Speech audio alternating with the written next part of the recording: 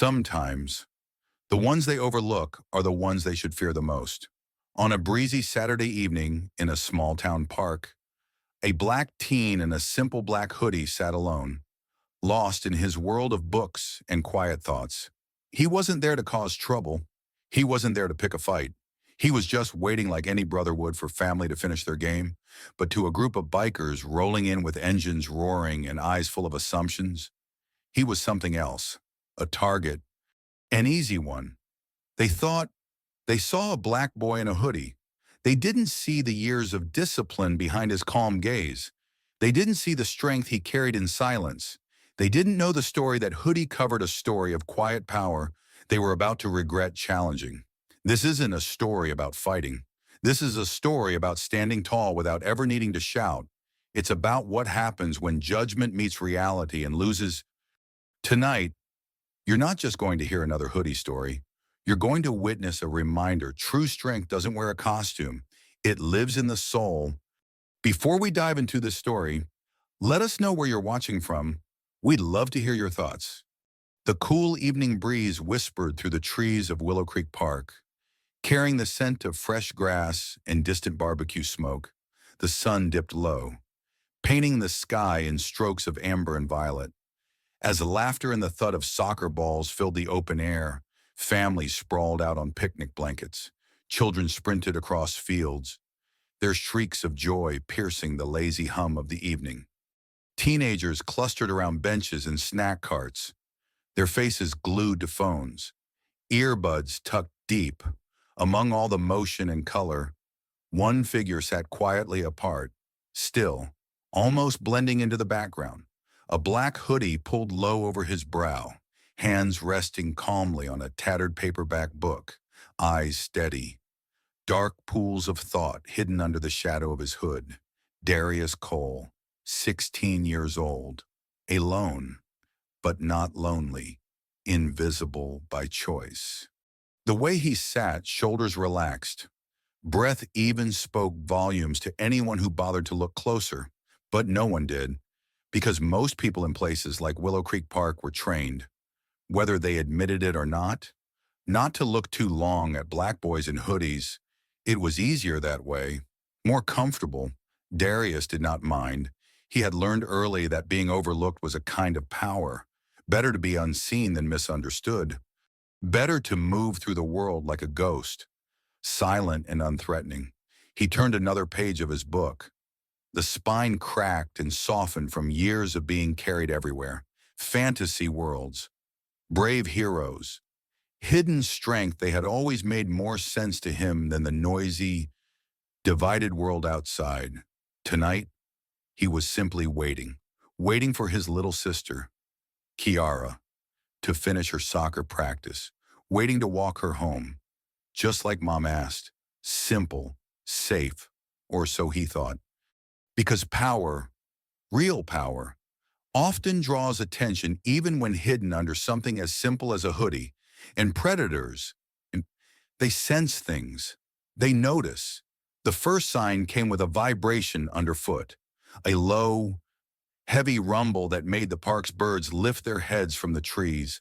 Motorcycles. Darius looked up from his book, casual but alert. 4 black bikes rolled into the lot near the soccer fields, chrome glinting in the dying light. The engines didn't cut off immediately. The riders revved them, letting the deep, hungry growls ripple through the calm. They were marking their arrival, making sure everyone knew they were here. The bikers climbed off, boots hitting the gravel path with heavy thuds, black leather jackets, jeans ripped at the knees, chains swinging loosely from belts. Their laughter was harsh, a sound that did not belong to the gentle evening. They stood together for a moment, surveying the park like kings surveying conquered land. And then their eyes locked onto Darius. It was not casual. It was not friendly. It was the kind of stare that narrowed like a gun barrel. The kind of stare that decided a story before the first word was spoken. 4 grown men, 0 hesitation. Because to them, he was not a boy waiting for his sister, not a teenager lost in a book. He was a black kid in a hoodie sitting alone. And in their minds, That meant trouble. Darius felt it, that familiar prickle at the back of his neck. The old, heavy weight of being seen not for who you are, but for what you are feared to be. Still, he didn't flinch. Instead, he turned the page of his book again, slow and deliberate, as if the weight of their stares were no heavier than the breeze. He had been trained for moments like this, not in a dojo, not just with fists or kicks, but in life, taught by a mother who knew the world would not always be fair, taught by a father who drilled into him the kind of strength that doesn't announce itself, strength that waits, strength that watches, strength that only rises when it must and not a second before. The bikers started moving, boots grinding into the gravel path. They weren't headed anywhere else. Their steps were too focused, too intentional. Darius knew what was coming, had seen the signs before, but he also knew something they did not. They were walking toward a storm, a quiet storm, a storm wrapped in a black hoodie, reading a paperback book, minding his own business. A storm they were not ready for. The first biker stepped ahead of the pack, big man, shaved head, black sunglasses, even though the sun was almost gone. His leather jacket creaked as he walked. Patches sewn across the chest, names of places, names of gangs, names that didn't matter to Darius. What mattered was the way he walked. Slow, heavy, deliberate. Behind him, two more fanned out casually, hands slipping into their jacket pockets, boots scuffing the gravel with lazy menace. The fourth hung back by the bikes, keeping an eye on the scene, a cigarette dangling loosely from his lips. Darius closed his book and placed it gently beside him. He didn't move otherwise, didn't shift, didn't show even a flicker of nervousness. He let them come. The lead biker stopped about 5 feet away, hands resting easily on his hips. He stared down at Darius like he was something stuck to the bottom of his boot. "Evening, boy," he drawled, voice low and rough. Darius didn't answer right away. He tilted his head slightly, meeting the man's gaze under the hood's shadow. "Good evening," he said, voice calm, polite even. The biker chuckled, a low, ugly sound. "You sure you're in the right place?" he said, gesturing vaguely to the park. "The families, the setting sun." Darius shrugged lightly. "My sister's game," he said simply. The biker's smirk deepened, as if Darius had said something funny without meaning to. "This here's a family park." The biker said, "Nice place, quiet place." The meaning was clear. He didn't need to say it. Darius sat perfectly still, hands relaxed on his knees, feet flat on the ground. He had no intention of escalating anything, but he would not apologize for existing. "Public park," Darius said evenly. "Anyone's allowed." The biker shifted, just slightly. Not enough for most people to notice. But Darius noticed a tension in the shoulders, a tightening of the jaw, a subtle signal he didn't like being answered back. "You got a smart mouth," the biker muttered. "And that hoodie," he trailed off, but his meaning stayed thick in the air. The word he didn't say hung there, loud as a shout, dangerous, threatening. Out of place? Darius didn't move, didn't give them what they were itching for. Silence stretched between them, tense, brittle. The second biker, a wiry man with a patchy beard, shifted closer, tapping a finger against his thigh like he was counting down. The third biker, younger, maybe late 20s, leaned casually against a nearby bench, arms crossed, watching with a half smile. They were testing, pushing, waiting for a crack, but Darius was all stone and patience. "You lost." Boy, the lead biker pressed. "No," Darius said. "Are you for a heartbeat?" There was silence, sharp, dangerous. The lead biker's nostrils flared. The second biker straightened. The third pushed off the bench. The air shifted a ripple of bad intentions, and all around them, the park buzzed on, oblivious. Children squealed, parents chatted, coaches whistled players into lines. No one saw the line that had just been crossed under the old oak tree. Darius saw it, though he had spent his whole life seeing it coming, the moment when disrespect turns to danger, the moment when patience alone is not enough. Still, he gave them one more chance. "I don't want trouble," Darius said softly, eyes steady, but trouble had already chosen him. The wiry biker was the first to move. A quick, aggressive step forward, chest puffed out. "You better get lost. Hoodie boy," he snapped, jabbing a finger close to Darius's face. Darius didn't flinch, didn't blink. He stayed still as stone. The lead biker laughed under his breath. "What's the matter?" he taunted. Scared behind him, the younger biker chuckled. Darius exhaled slowly, feeling the grounding weight of the earth beneath him, the teachings of years on the mat, years of silent drills and patient instructors, rising in him like a tide. No, he wasn't scared. He was calculating, waiting, because when the blow came, and it would come, he would not meet it with fear. He would meet it with precision. And behind the bikers, unnoticed, a small figure was weaving through the crowd. Kiara, sweaty from practice, cleats clattering against the path, a bright smile on her face as she spotted her brother. "Darius!" she shouted, voice clear and high. The bikers turned slightly, distracted, and in that heartbeat, that split second when their attention wavered, Darius moved.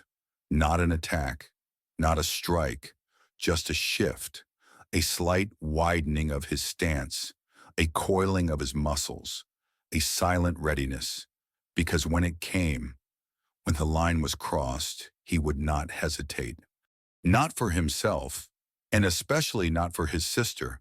The ghost in the crowd had awakened, and the storm was ready. Kiara's small figure darted between picnic tables and scattered soccer gear, her voice carrying over the field. "Darius, I got the last goal. You should have seen it." Her excitement was bright, pure, a spark of innocence in a space that was slowly being poisoned by tension. The bikers glanced back at the approaching girl, confusion flickering across their faces. They hadn't expected witnesses. They hadn't planned for complications. Darius watched them carefully, measuring the shift. For a moment, he hoped foolishly that they might back off, that maybe the sight of a child would remind them of their own humanity. But predators rarely reconsider when they smell fear, and they thought they smelled it here. The lead biker turned back toward Darius, his face twisting into something uglier than before. "You know what?" he said, voice low and crackling with anger. "Maybe we ought to teach you a little lesson about respect." The wiry biker cracked his knuckles. The younger one flexed his hands like he was warming up for a scuffle. Even the smoker by the bikes flicked his cigarette to the ground. Stepping forward at last, 4 against 1, against a kid, a black boy in a hoodie. They saw him as a threat, a challenge, but most of all, they saw him as easy. They were wrong. Darius did not move as they closed the distance. Not yet. He let them come. He let them feel sure. He let them believe they were hunters, and he was the prey. Kiara slowed when she saw the men surrounding her brother. Her smile faltered, confusion replacing joy. She looked at Darius, and Darius caught her gaze, held it steady with his own. "Stay back." His eyes said, "Stay safe." Kiara froze where she was, clutching her soccer ball to her chest, her small body tense with fear she did not yet fully understand. The lead biker reached out, fingers curling like claws toward the front of Darius's hoodie. That was the moment. That was the line. And that was the last mistake they would make that night. Darius moved, fast, precise. In one smooth motion, he stood and sidestepped, letting the biker's hand grab empty air. At the same time, Darius's foot shot out, not a wild kick, not a flashy move, a simple, brutal sweep. The biker's legs went out from under him, his body slamming down onto the gravel with a heavy grunt. Before the others could react, Darius pivoted. The wiry biker lunged, but Darius ducked low, catching the man's wrist mid-swing and twisting sharply. A gasp, a stumble. The wiry man crumpled to the ground, clutching his arms. The third biker, the younger one, hesitated for a split second, just long enough. Darius stepped forward, planted his foot firmly between the man's legs, and shoved hard with his shoulder. Not a punch, not a blow meant to destroy, just enough force to send the younger biker sprawling backward over a park bench, landing with a loud clatter that drew the attention of the nearby parents. Finally, the last biker, the one who had been smoking, froze in place. For the first time, doubt flashed across his weathered face. He took one slow step back, then another. Darius stood still, breathing calm, hoodie hanging loose over his shoulders, no fists raised, no swagger, just readiness, just silent, coiled strength. Around them, the sounds of the park continued, but now there was a ripple running through it. Parents turning, children pausing their games, eyes focusing, attention. The bikers noticed it too. Their plan, whatever it had been, was crumbling. The lead biker scrambled to his feet, his pride more bruised than his body. He glared at Darius, chest heaving, face red, but he didn't step forward again. He couldn't, because now he understood. This wasn't a weak kid they could push around. This was a force they could not control. The lead biker spit to the side, muttered something under his breath, and jerked his chin at the others. Without another word, they turned and retreated, limping, scowling, defeated. Darius watched them go, not moving, not speaking, only after the motorcycles roared back to life and sped away, their noise fading into the distance. Did he allow himself a breath, a real breath? Kira ran to him then, dropping her soccer ball, throwing her arms around his waist. "You okay?" "Darius," she whispered against his hoodie. He rested a hand gently on her head. "I'm good," he said quietly. Better than good. He was whole. He was steady. He had protected what mattered around them. The park slowly returned to its rhythm. Some people watched with cautious admiration. Some looked away, pretending they had seen nothing. But it didn't matter. Darius didn't need their approval. He had stood his ground, not because he wanted to, but because he had to. Because sometimes being silent isn't about fear. Sometimes it is about control. Sometimes it is about knowing exactly when to speak and when to let your actions tell your story. And tonight, under the golden sky, a black boy in a hoodie had written his story without a single wasted word. The sun had long dipped behind the trees, casting Willow Creek Park in deep shadow. The bikers were gone, their engines nothing more than a distant, ugly memory, and yet something in the air still buzzed. Darius Cole walked home with Kiara that evening, her hand wrapped tightly around his fingers. Neither said much. There were no need for words. Some things live better in silence, like gratitude and relief, and the understanding that tonight could have ended very differently. Their neighborhood wasn't far from the park. Rows of modest houses, cracked sidewalks, lawns that weren't perfect but showed care. The kind of place where people nodded hello but kept their worries close to their chest. Inside their small apartment, Darius helped Kiara out of her cleats, washed the sweat from her forehead with a cool cloth, and listened as she chattered about her goal. He smiled. He listened. But a part of him remained back at the park, under that oak tree, feeling the weight of eyes and judgment. He thought the night was over. He thought the lesson had been taught. He was wrong. Because hate, real hate, rarely accepts defeat quietly. It always comes back louder, meaner, more desperate. And sometimes it doesn't come with fists. Sometimes it comes with whispers. The first strike didn't happen the next day. It didn't happen the day after that either. For a while, life returned to normal, or at least it pretended to. Darius went to school. He walked Kiara to practice. He kept his head down, his hoodie up, his world small. But beneath the surface, the ripple was growing. The bikers hadn't forgotten. Men like that, men built on pride and fear, don't let things go, especially not when their pride is hurt by someone they thought they could crush, especially not when it's a black boy who made them look small. It started small, almost laughably small. A broken taillight on his mom's car shattered sometime during the night. No witnesses, no note. A coincidence. Maybe. Then a week later, Darius's bike, the one he used to get to his weekend job at the hardware store, was found tipped over, tires slashed, frame bent like someone had jumped up and down on it for fun. Again, no witnesses, no proof, only the lingering stink of spite. Darius didn't complain, didn't whine. He simply walked to work instead, 1 mile each way, rain or shine. That was the way he was built. But the first real crack came the next Friday. It started with the looks. Not from strangers, from people he thought he knew. Neighbors who had always smiled and waved suddenly crossed the street when they saw him. Mr. Harvey, who always offered him extra cookies from the bakery, suddenly forgot his name. Mrs. Allen, who used to call Kiara Sunshine, now kept her blinds drawn tight whenever Darius walked past.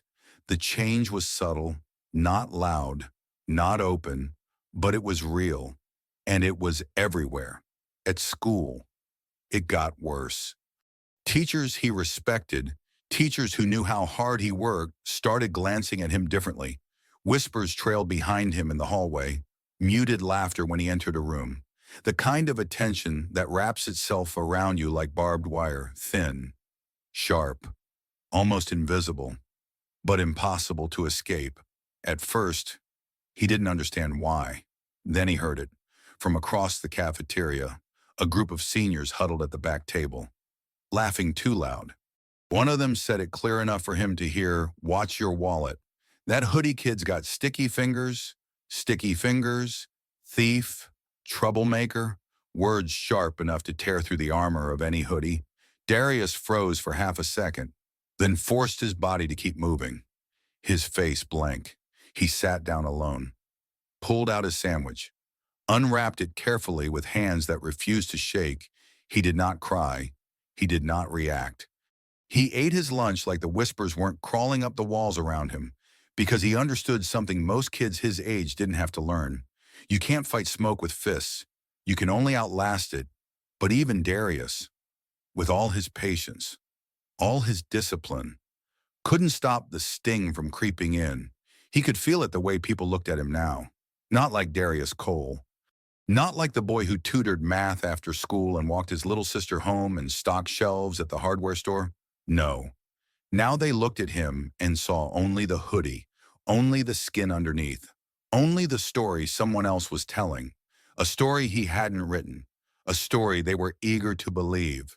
The rumors moved faster than any punch could. One hallway turned into 10. One whisper turned into a chorus.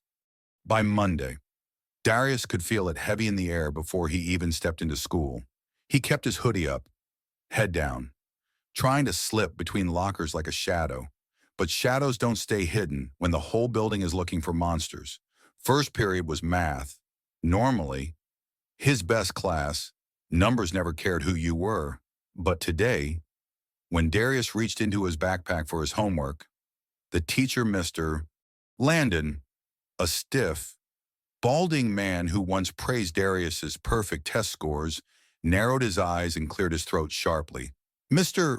Cole," he said, voice colder than usual, "would you mind emptying your backpack on the desk?" The room fell dead silent.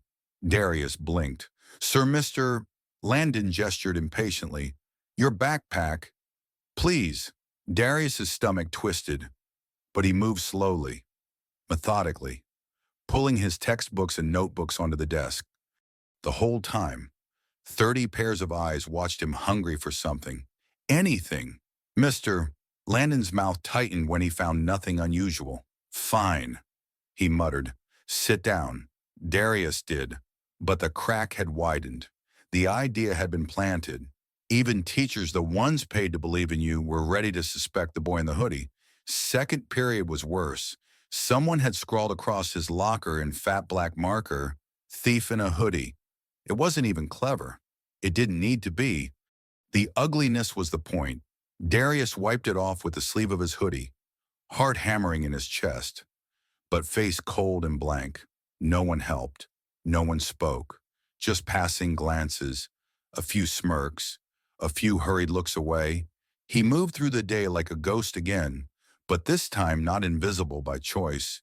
He could feel the weight of it on him, heavier than any punch, sharper than any insult. By lunchtime, Darius wasn't even hungry, but he went to the cafeteria anyway, because hiding would only feed their stories. He picked a seat at the far edge of the room, back to the wall, where he could see everything. The lunch line was a blur of noise and bodies. Somewhere in the middle of it, a carton of milk accidentally slipped from a tray, splattering across the floor. The splatter landed inches from Darius's foot. The boy holding the tray, tall, varsity football jacket, smug grin, shrugged dramatically. "Oops," he said. "Better watch out. Hoodie boy, don't want to slip and sue someone." Right laughter, high and brittle. Darius locked eyes with him for half a second, then looked away, not out of fear, out of disgust. He refused to give them what they wanted. He refused to turn the story they were writing into reality. Still, each step felt heavier, each moment more exhausting. By the time the last bell rang, Darius wanted nothing more than to get home, close the door, and breathe where nobody could see him. He gathered his things carefully, slung his backpack over one shoulder, and headed toward the exit. That's when he saw it, pinned to the school bulletin board. A flyer, bold letters, big enough that you couldn't miss it. "Protect your stuff," a warning about suspicious students. Underneath the headline was a picture, grainy, zoomed in. A snapshot someone had taken of Darius sitting alone in the park, in his hoodie, book in his lap, out of context, out of truth, but powerful enough for people who were already eager to believe the worst. The caption underneath stabbed like a blade. "Be alert. Report suspicious behavior immediately." No name, no direct accusation, but it didn't have to be spelled out. Everyone knew. Everyone. Darius stood there for a moment, frozen. The hallway buzzed around him, footsteps, laughter, lockers slamming, but he didn't hear any of it. All he heard was the roaring silence of judgment. The first real strike had landed. Not fists, not boots, words, images, fear. They weren't coming for his body. They were coming for his name, his story, trying to turn him into something ugly, something dangerous, trying to erase who he really was and replace it with their version, a version built on hate, built on fear, built on a lie. Darius reached up slowly, pulled the flyer from the bulletin board. The paper tore slightly at the corner. A jagged, angry rip. He folded it once, twice, slid it into the pocket of his hoodie. Not because he needed a reminder, but because he refused to let them own even a piece of his truth. He adjusted his backpack, squared his shoulders, and walked out the doors into the fading afternoon light. He didn't slam the door. He didn't look back, because he knew this was only the beginning. The real fight hadn't even started yet, and when it did, they would not be ready. The walk home felt longer than usual. Every block stretched out like a gauntlet. Every glance from a passing neighbor weighed heavier than the backpack digging into his shoulder. Darius kept his head high anyway, not proud, not angry, just steady. The flyer crackled faintly in his hoodie pocket with each step, a reminder. not of defeat, but of how people reveal themselves when given permission to hate. At the corner near their apartment complex, he spotted Mr. Beckett, the building manager, fiddling with the lock on the maintenance shed. Mr. Beckett had known Darius and Kiara since they were little, used to slip them candy canes every Christmas, used to ruffle Darius's hair and joke about him growing into a fine young man. Tonight, Mr. Beckett didn't even nod, didn't even look at him, just turned his back, stiff and quick, like Darius was carrying a disease you could catch if you met his eyes. Darius said nothing, just walked past, a ghost again, not invisible but deliberately unseen. At the door to their apartment, Darius paused, took one slow breath. Kiara would be inside, finishing her homework at the kitchen table. Mom would be folding laundry, humming off-key to whatever song played low on the old radio. Home was supposed to be safe, a place where the world couldn't touch you. But tonight, even home felt smaller somehow, tighter, like the walls were bending under the weight of everything he had to carry. He opened the door quietly. Sure enough, Kiara sat cross-legged at the table, her nose buried in a spelling workbook, her tiny sneakers dangling off the chair. Mom stood at the counter, sorting socks, her hair wrapped in a colorful scarf. The moment they saw Darius, the house shifted. Kiara lit up like a firefly. Darius, she squealed, launching herself off the chair. He caught her easily, spinning her once before setting her down gently. Mom smiled, tired, but real. "You good, baby?" she asked, folding a towel with practiced hands. Darius nodded. "Yeah, Ma, just tired." She didn't press, didn't ask.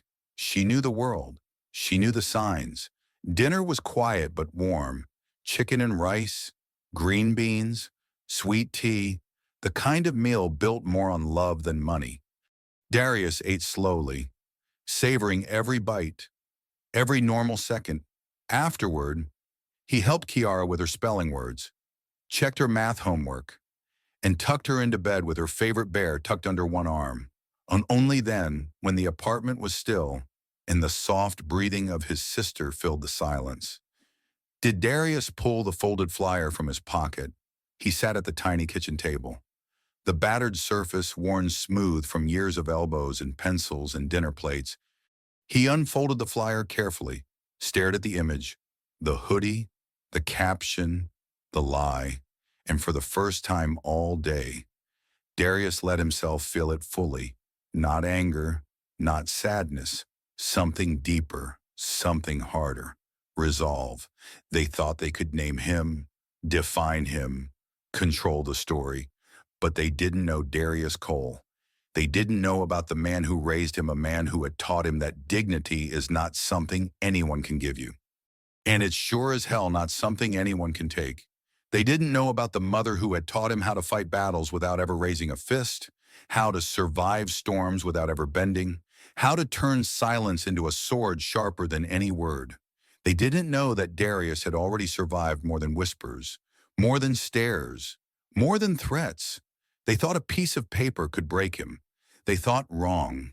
Darius folded the flyer again, slid it under the salt jar where he kept important things, library cards, bus passes, little scraps of his real life, not because he wanted to keep the hate, but because he wanted to remember, because someday, when all this was behind him, he would need to tell the story properly, the true story, not the one they tried to write for him, the one he wrote for himself, and it would start like this.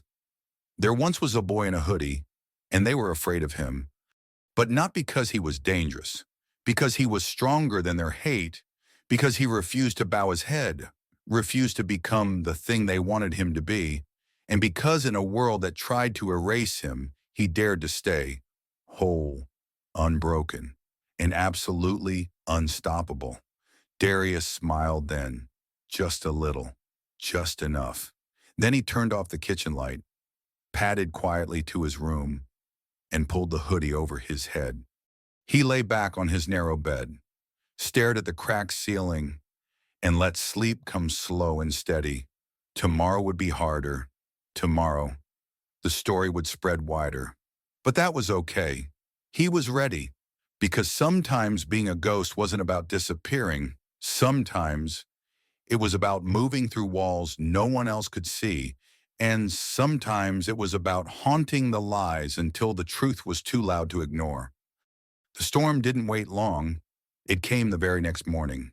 At school, the air felt heavier, more electric, like the sharp pressure before a thunderclap. Darius Cole knew it the moment he walked through the front doors. Whispers didn't slither from mouth to ear anymore. They came louder now, bolder. The stares weren't fleeting glances anymore. They were direct, unapologetic, predatory. Darius kept his hoodie up, his steps measured, his breath steady. Stay invisible. Part of him whispered, stay small, but another voice deeper, older, the voice that came from the blood and bones of every ancestor who had ever been forced to survive, said something different.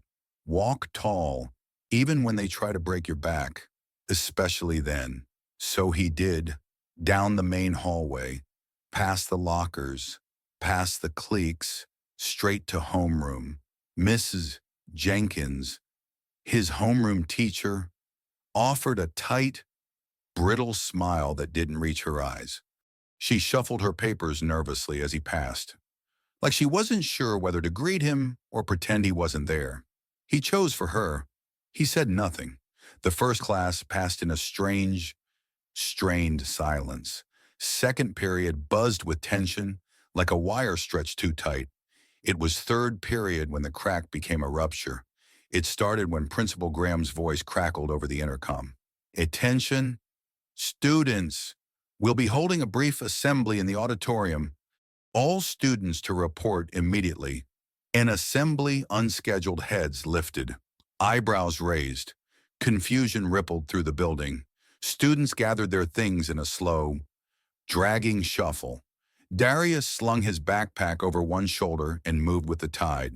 The auditorium filled quickly. The chatter was louder than usual, restless, uncertain. Darius found a seat near the back, an aisle seat. Out of habit, he kept his head down but watched everything.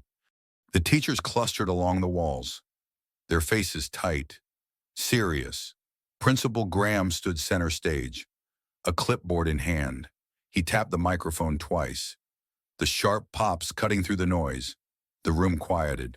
He cleared his throat. Students, he began, his voice heavy with forced authority. We have become aware of some concerning incidents on campus recently. Murmurs, students shifting in their seats, phones slipped out of pockets, screens flickered to life in shaking hands. Principal Graham continued, his words deliberate. We must all remember that maintaining a safe environment is our top priority. If you see something suspicious, if you see behavior that doesn't seem right, it is your duty to report it. Darius felt a chill crawl up his spine. He already knew where this was going, but he sat still, breathing slow, listening. And today, Principal Graham said, voice tightening, we want to address a specific concern that has been brought to our attention. He nodded to someone off stage. The lights dimmed. A projector screen descended from the ceiling. A moment later, an image flared into life on the massive screen. A still shot.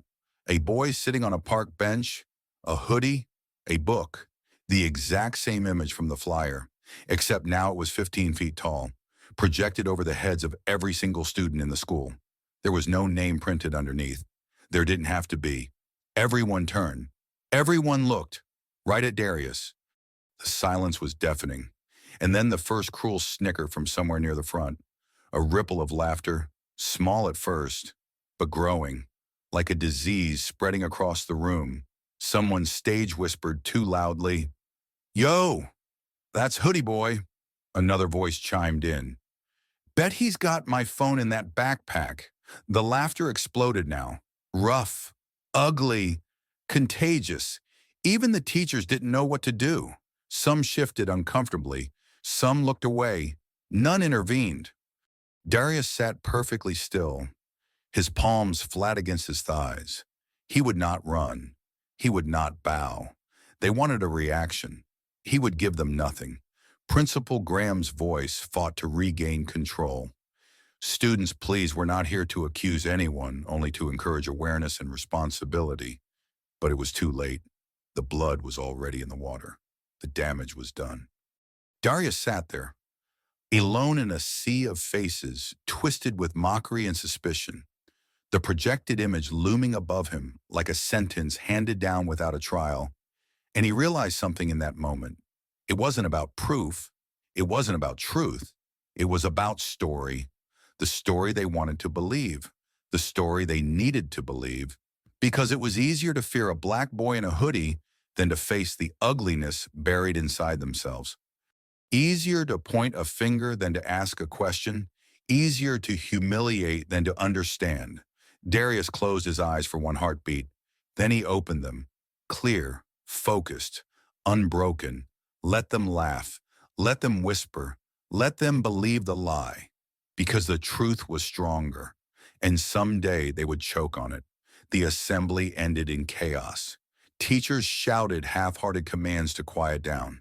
Principal Graham's face flushed red with the realization he had lost control. Students streamed out of the auditorium in noisy, restless waves. The energy wild and cruel. Darius stayed seated for a moment longer.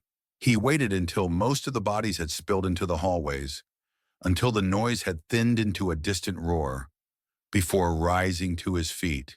He moved through the emptying rows with slow, deliberate steps, one foot in front of the other, like nothing had happened, like the world hadn't just tried to rip a piece of him out and hold it up for sport. Outside the auditorium, the looks were sharper, more pointed. Some kids openly pointed and laughed.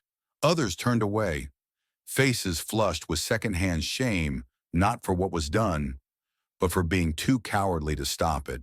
Someone bumped into Darius hard as he passed. A deliberate shoulder check. The boy, a football player Darius recognized from gym class, smirked and kept walking, high-fiving his friends. Darius adjusted his backpack without a word and kept moving. In the hallway, the flyers had multiplied. Someone had copied them overnight, posted them in stairwells, stuffed them into lockers, taped them to bathroom mirrors. Wherever Darius turned, he found his own hooded silhouette staring back at him, distorted, weaponized. Every corner of the school whispered the same lie. Every step he took, he felt the weight of 1,000 invisible fingers pointing at his back.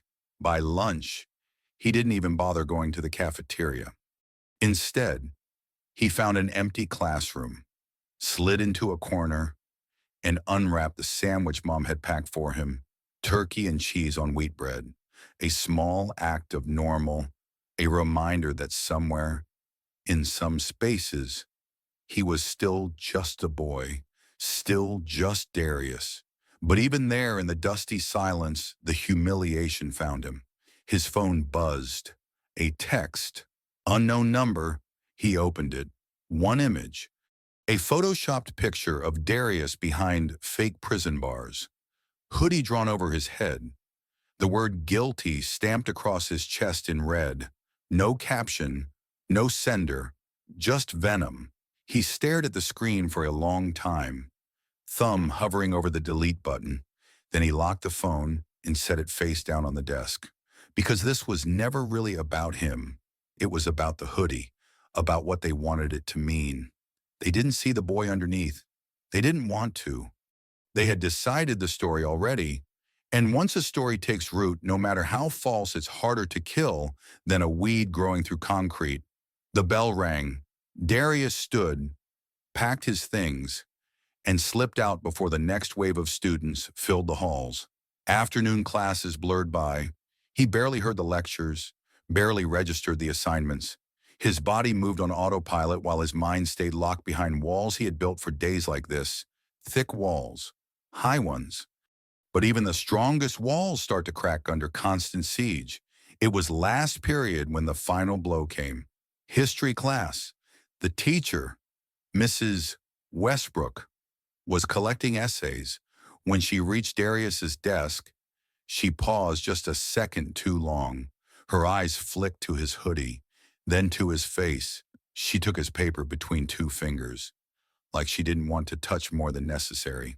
As she turned away, Darius heard it, clear as glass breaking. Her voice low, muttered, not meant for anyone to hear but herself, leaking venom into the air. Figures? Never trust the quiet ones. The words were soft, but they hit like a slap. Darius felt them echo all the way down to the soles of his feet.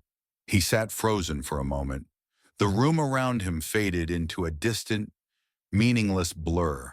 And then without a word, he packed his bag, stood, and walked out of the classroom, out of the building, into the cool, bruised light of the late afternoon. No hall pass, no explanation.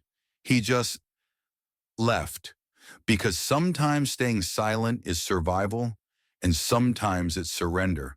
And Darius Cole did not surrender. He walked past the bike racks, past the buses coughing exhaust into the sky, past the parking lot where a few kids still loitered, tossing glances his way but saying nothing. He walked, block after block. The air tasted metallic. His hoodie flapped lightly in the wind. He didn't know where he was going. He just knew he couldn't stay, not in a place that wanted to break him so badly it didn't even bother hiding it anymore. The humiliation wasn't whispered now. It wore a mask, walked in daylight, held assemblies, sent texts, hung on walls. It had 100 faces, some laughing, some pretending not to see. And if Darius wanted to survive it, he needed to be stronger than all of them, stronger than their cruelty, stronger than their cowardice, stronger than the easy story they had written for him. Because somewhere deep inside, past the bruises they couldn't see, past the walls they kept building, there was still Darius, unshaken, unwritten, unbroken. And they would not win. Not today. Not ever. Darius found himself at the old basketball courts behind Willow Creek Park. The sun was low now, smearing the sky in streaks of purple and burnt orange. The place was almost empty, just a few kids shooting hoops half-heartedly, their voices carried thin by the breeze. He sat down heavily on the concrete bleachers, his backpack slumping beside him. For a long while, he didn't move, just watched the ball bounce, watched the net shiver, watched the shadows grow longer. He didn't cry, not because he wasn't hurt. The humiliation clung to him like second skin, itching and burning in places he couldn't reach. But Darius had learned a long time ago tears were private, tears were sacred. He would not give them away here, where the wind might carry them back to the ones who didn't deserve to see them. A breeze stirred his hoodie. The familiar fabric brushed his cheeks, grounding him. It reminded him of who he was and who he refused to become. He wasn't the first boy in a hoodie they tried to tear down. He wouldn't be the last, but he could choose whether or not they succeeded. Across the courts, a few older kids were gathering near the fence, sneaking glances at Darius. He saw them, felt the familiar tightening in his chest, more whispering, more pointing.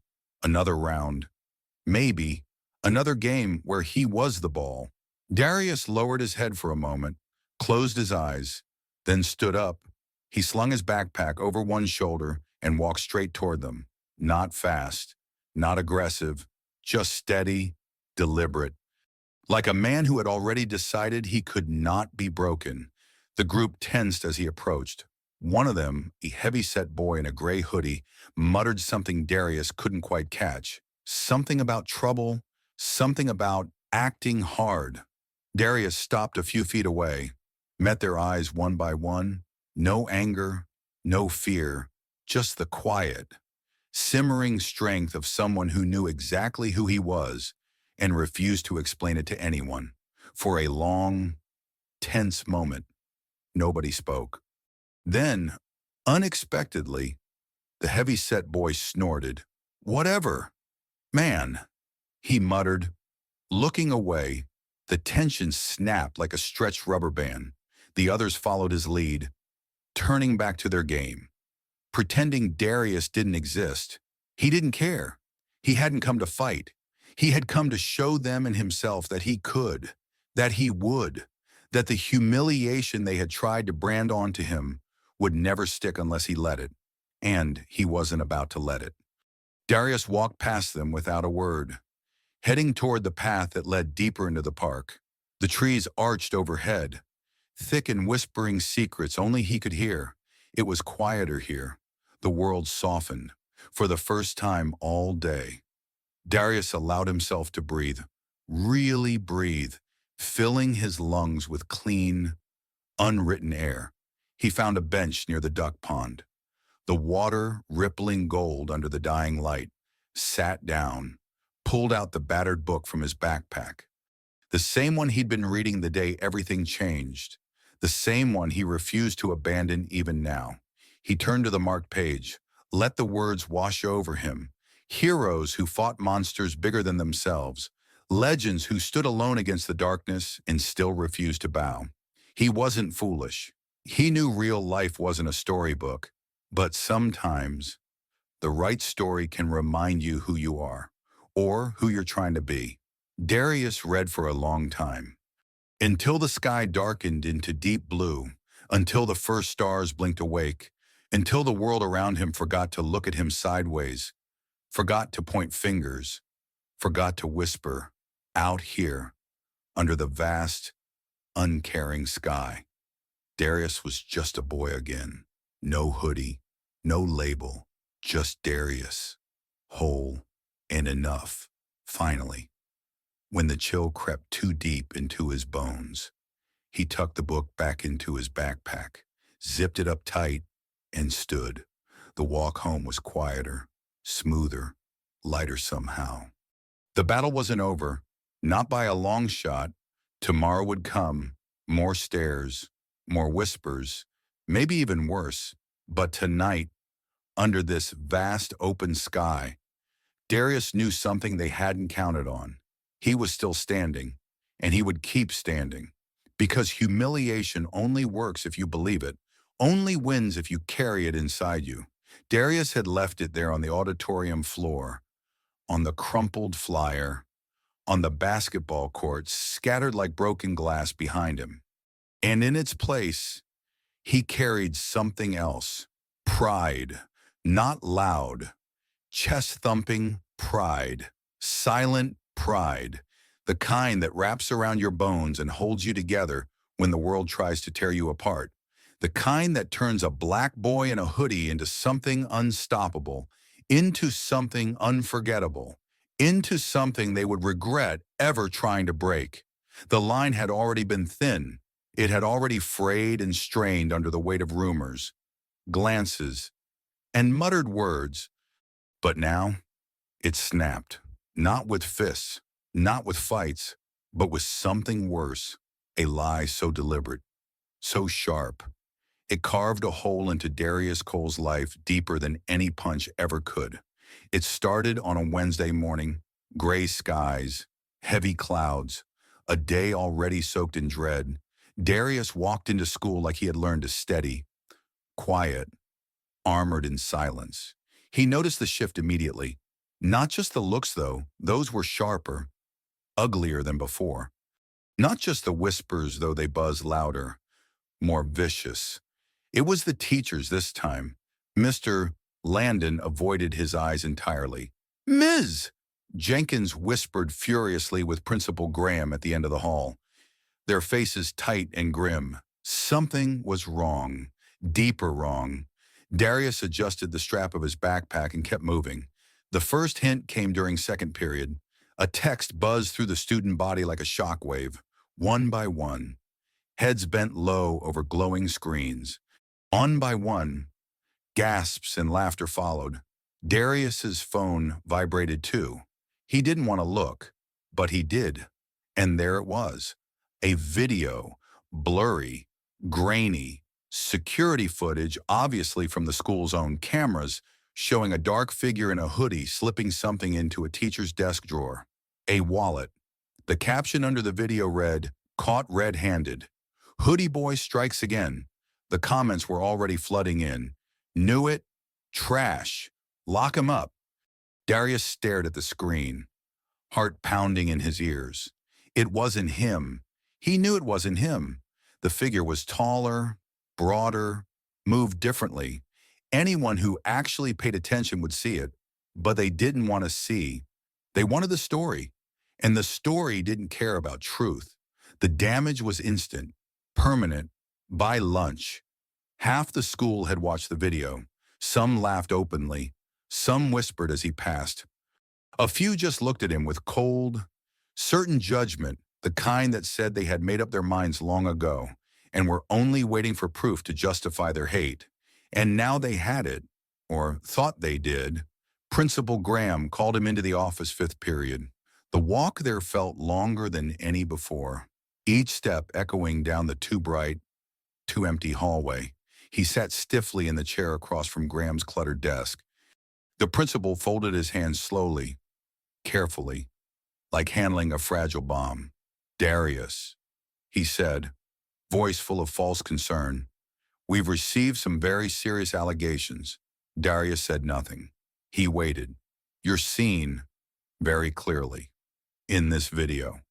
Graham continued, tapping the laptop on his desk, placing what appears to be stolen property into a staff member's belongings. Darius kept his voice even. "That's not me." Graham's mouth twitched the briefest flicker of impatience. "The footage is clear." "Son, no," Darius said, his voice low but steady. "It's not. It's blurry. And that's not me," Principal Graham sighed, sitting back heavily in his chair. "I'm afraid, given your recent reputation, the staff feels they can't ignore this. We're placing you on immediate suspension pending further investigation." Suspension, not a question, not a discussion, a sentence. Darius gripped the edge of the chair tightly, feeling the wood bite into his palms. "And if you find out it wasn't me," he asked. Graham shifted uncomfortably. "We'll cross that bridge when we come to it." But they wouldn't, because by the time the truth came out, if it ever did, the story would already be carved into stone. And Darius knew it. He stood slowly, lifted his backpack, met the principal's eyes. "I didn't do it," he said again, clear, unapologetic. Graham didn't answer, just looked away. Dismissed him with a flick of his hand, like brushing away an inconvenience. Darius stepped out into the hallway. The air felt different, thinner, harder to breathe. He could feel the weight of every stare drilling into his back. Students leaned out of classrooms to watch him walk past. Teachers pretended to shuffle papers just so they wouldn't meet his eyes. In that moment, Darius understood something deeper than humiliation, deeper than anger. He understood exile. They didn't just want to punish him.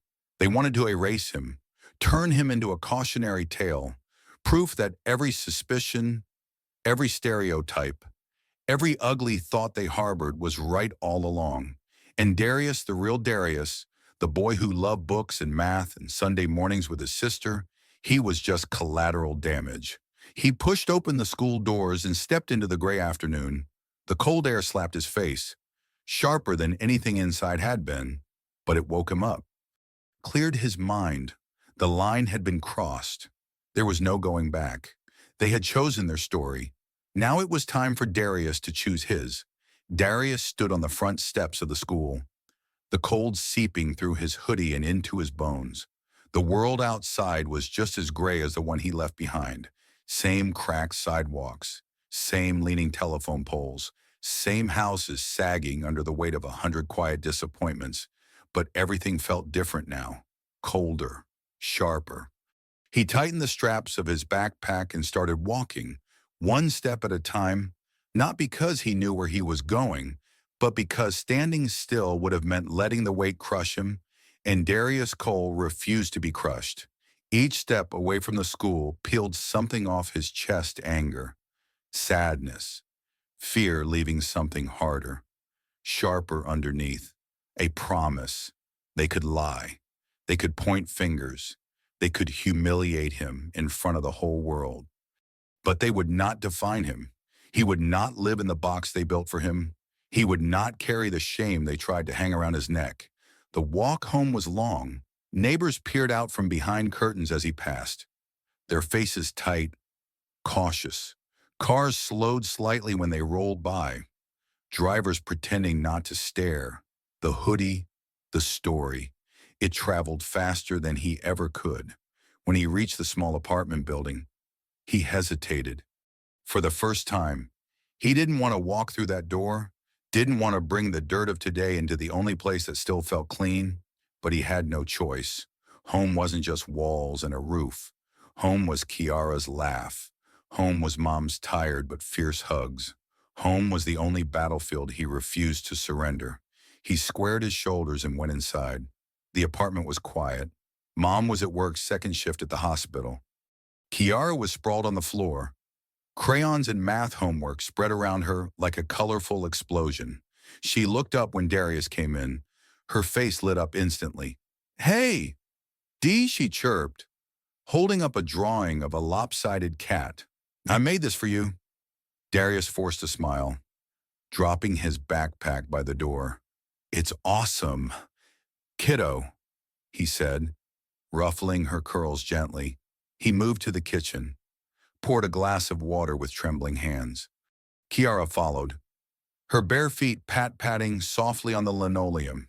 "You okay?" she asked, her voice suddenly smaller. Darius crouched down to her level. "Yeah," he lied. "Just a rough day." Kiara studied him the way only little sisters can, deep, serious, seeing too much. Then she nodded once. Solemn. "I'll share my M&Ms, she said. Darius chuckled. The sound rough but real. "Best offer I've had all day," he said. He hugged her tightly, breathing in the simple, clean scent of crayon wax and peanut butter. For a moment, the world outside shrank to nothing. For a moment, he was just a brother, not a headline, not a villain, just Darius. But the world outside didn't forget that easily.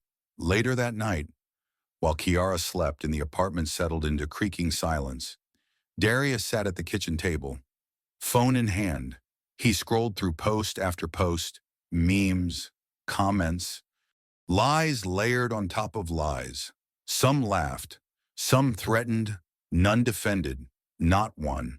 It would be so easy to feel small, to feel powerless. But Darius felt something else rising inside him, a slow, burning clarity. He couldn't erase what they had done. He couldn't control what they said, but he could control what he did next.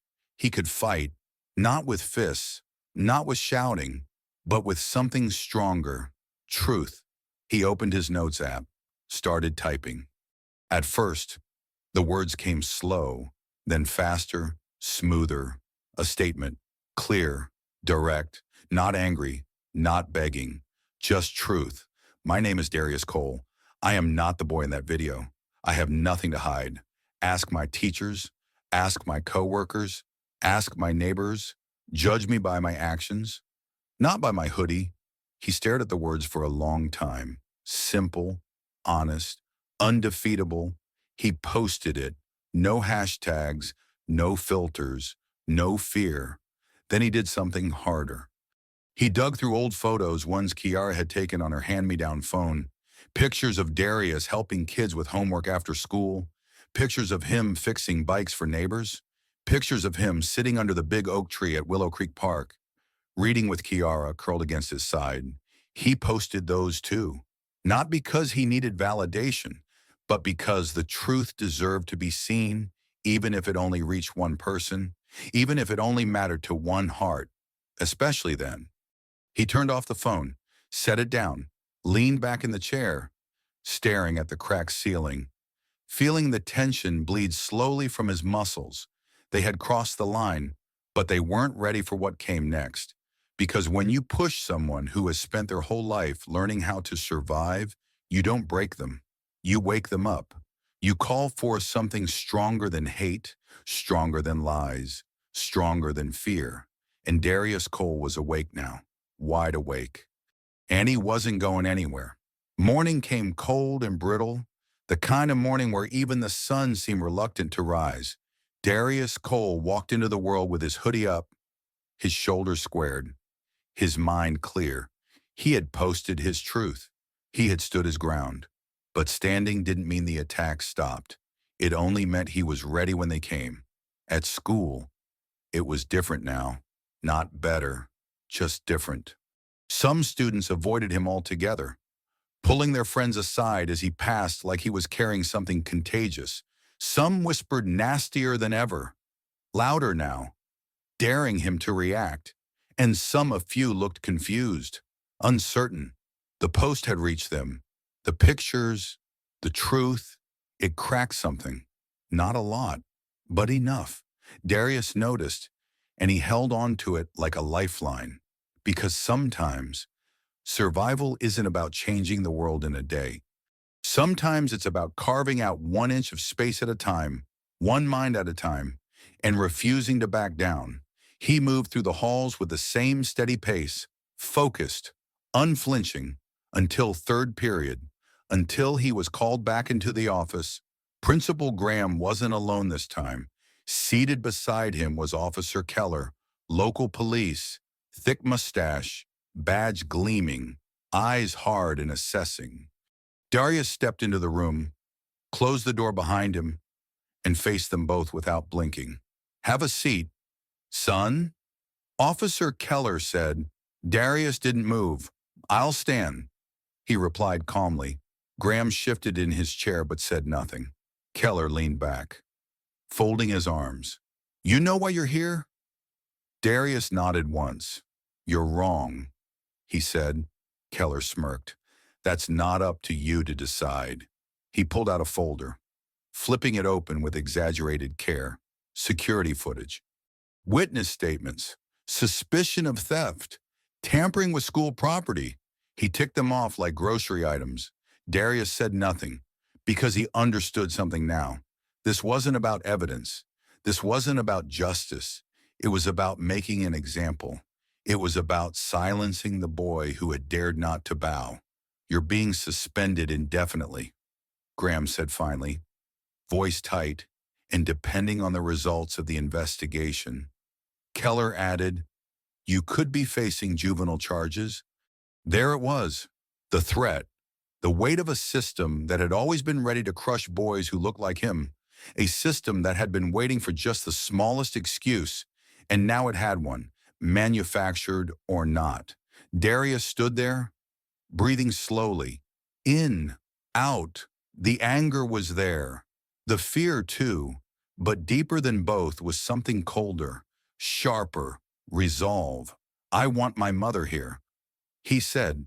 Keller raised an eyebrow. "You're 18. Son, you don't need parental permission." "I still want my mother here," Darius repeated, voice steady. Graham exchanged a look with Keller, a silent conversation. Then, reluctantly, Graham picked up the phone. Darius listened as he spoke to the hospital, asking for Denise Cole, emergency department. Listened as he explained that her son was in serious trouble. Listened to the quiet panic creeping into his mother's voice through the muffled speaker. He closed his eyes for a second, just one, then opened them again, strong, clear. He wasn't afraid of the truth, because the truth was all he had, and it was enough. They waited in stiff, uncomfortable silence. 10 minutes, 20. Then the front office door burst open, and Denise Cole walked in, still in her blue scrubs, shoes squeaking against the linoleum, hair pulled back into a messy bun, face drawn tight with exhaustion and fury. She wasn't tall, wasn't loud, but when she entered the room, it felt like a force of nature had arrived, like the air itself tilted around her. She crossed the office in 3 long strides, stopping beside Darius. Her hand brushed his shoulder briefly, a silent question. He nodded once. "I'm okay." She turned to face Graham and Keller. Her voice was low, but it sliced sharper than any shout. "What exactly are you accusing my son of?" Graham shifted papers pointlessly. Keller straightened in his chair. Denise didn't wait. She pulled out her own phone, unlocked it, tapped a few buttons, and held it up for them to see. Photos, dozens of them, timestamps, dates, Darius at work, Darius with Kiara, Darius in tutoring sessions, Darius at the park, receipts, alibis, proof. You're basing this entire mess on one blurry video and a handful of cowardly whispers. She said, "No official charges have been filed yet." Keller mumbled, "But you were ready to destroy his future anyway." Denise snapped back, "Ready to drag a black boy out in handcuffs to make yourselves feel safer." Her words hung heavy in the room. No one moved. No one spoke, because deep down they knew. They knew. Darius stood tall beside his mother, the hoodie loose around his shoulders, the truth burning bright in his chest. They had crossed the line. They had tried to erase him, but he was still here, still standing. And now he wasn't standing alone. That night, after the dust of the school day had settled and Kiara was safely tucked into bed, Denise Cole made a call she had hoped never to make, a call she had promised herself long ago would only be used when absolutely necessary. Tonight, it was necessary. She sat at the kitchen table, the old rotary phone tucked under her chin, her hands shaking not from fear, but from something colder, rage, focus. On the other end of the line, a deep voice answered after just one ring. Denise, her father, Elijah Cole, Darius's grandfather, a man spoken about in low voices around Willow Creek, a man who had once been a shadow that stretched long across the city, a shadow many had tried and failed to erase, retired now, out of the spotlight, but not powerless, never powerless. Denise spoke quickly, voice clipped, laying out everything, the false accusation, the doctored footage, the public humiliation, the clear intent to destroy her son's name before he even had a chance to build it. There was a long silence on the other end. Then Elijah said 3 words, "I'm coming over." He didn't ask permission, didn't offer comfort. He didn't need to. The comfort was in his promise, and the promise was ironclad. Darius sat on the couch, flipping through an old paperback, but not really reading. When his mother hung up the phone, he looked up. "You called him," he said quietly. Denise nodded once. "He needs to know." She said simply. Darius said nothing. He had only met his grandfather a handful of times. Each time had left an impression. Elijah Cole was not a man you forgot, not a man you crossed. When he walked into a room, the air seemed to thicken. The temperature dropped a few degrees. He didn't shout. He didn't boast. He just looked at you, and you knew exactly how small you really were. Now, that presence was coming here. For him. For Darius. They waited in silence. 15 minutes later, a black Lincoln pulled up outside the apartment complex. The engine cut off. The driver's side door opened with a muted creak, and Elijah Cole stepped out. He wasn't a big man by height, maybe 5'8", 5'9", but he moved like someone who owned the ground he walked on. Tailored black coat, polished shoes, gray hair cropped close to his scalp, eyes sharp enough to carve stone. He didn't hurry. He didn't need to. Power moved at its own pace. Darius watched through the window as his grandfather approached. His stomach twisted nerves. Awe. Something deeper he couldn't quite name. The knock on the door was soft, but it carried. Denise opened it. No words passed between father and daughter. Just a look, a nod, an understanding older than Darius himself. Elijah stepped inside, scanning the apartment with one quick, assessing glance. Then his gaze landed on Darius. For a long moment, neither of them spoke. Finally, Elijah gave a small nod. "You kept your head," he said. It wasn't a question. It wasn't praise. It was a statement of fact. Darius straightened unconsciously under that gaze. "Yes, sir," he said. Elijah's mouth twitched, the barest hint of a smile. "Good," he said. He pulled off his coat, draping it carefully over the back of a chair, and sat down at the kitchen table like he owned the place. Denise poured him a cup of coffee without asking. He took it, nodded his thanks, and sipped once before speaking. "Tell me everything," he said, and Darius did, carefully, clearly, every detail, the assembly, the flyers, the doctored video, the suspension, the police threat. Elijah listened without interrupting. No fidgeting, no unnecessary movements. Just that same cold, focused stare. When Darius finished, Elijah set his coffee down and steepled his fingers in front of him. "You did right," he said quietly. "Better than most grown men would." Darius felt something loosen slightly inside his chest, a knot he hadn't even realized he was holding. "But," Elijah continued, his voice sharpening, "this isn't over. Not by a long shot." Denise sat down across from him, her face tight. "You're not thinking of getting involved the old way, are you?" she asked. Elijah's eyes twinkled briefly. "Old ways have their place," he said. "But no, this needs to be clean, precise, above reproach." He leaned forward slightly, his voice dropping. "They want to play games with your name. Boy, fine. We'll play back. But we'll play smarter." Darius leaned in too, heart pounding. Elijah outlined the plan carefully, every word chosen with the same care as a general plotting a battle. There would be no threats, no shouting matches, no scandals, only pressure, relentless, legal, public, requests for footage transparency, public records demands, media tips to small and hungry local reporters who loved a good wrongfully accused story, a slow, tightening noose made out of nothing but facts. The same system that tried to crush Darius would be turned inside out, forced to reckon with the lie it had built, and Elijah Cole, master of quiet wars, would lead the charge. Darius listened, every muscle taut with new energy. This wasn't just about clearing his name. It was about survival, about dignity, about taking back the story before it swallowed him whole.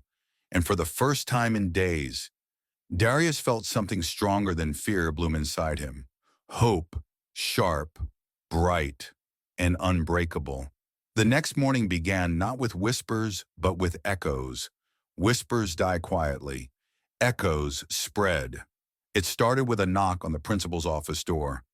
A manila envelope, thick and heavy, delivered by a courier in a pressed gray suit, inside a formal demand for release of all security footage from the school, spanning the entire week of the alleged theft.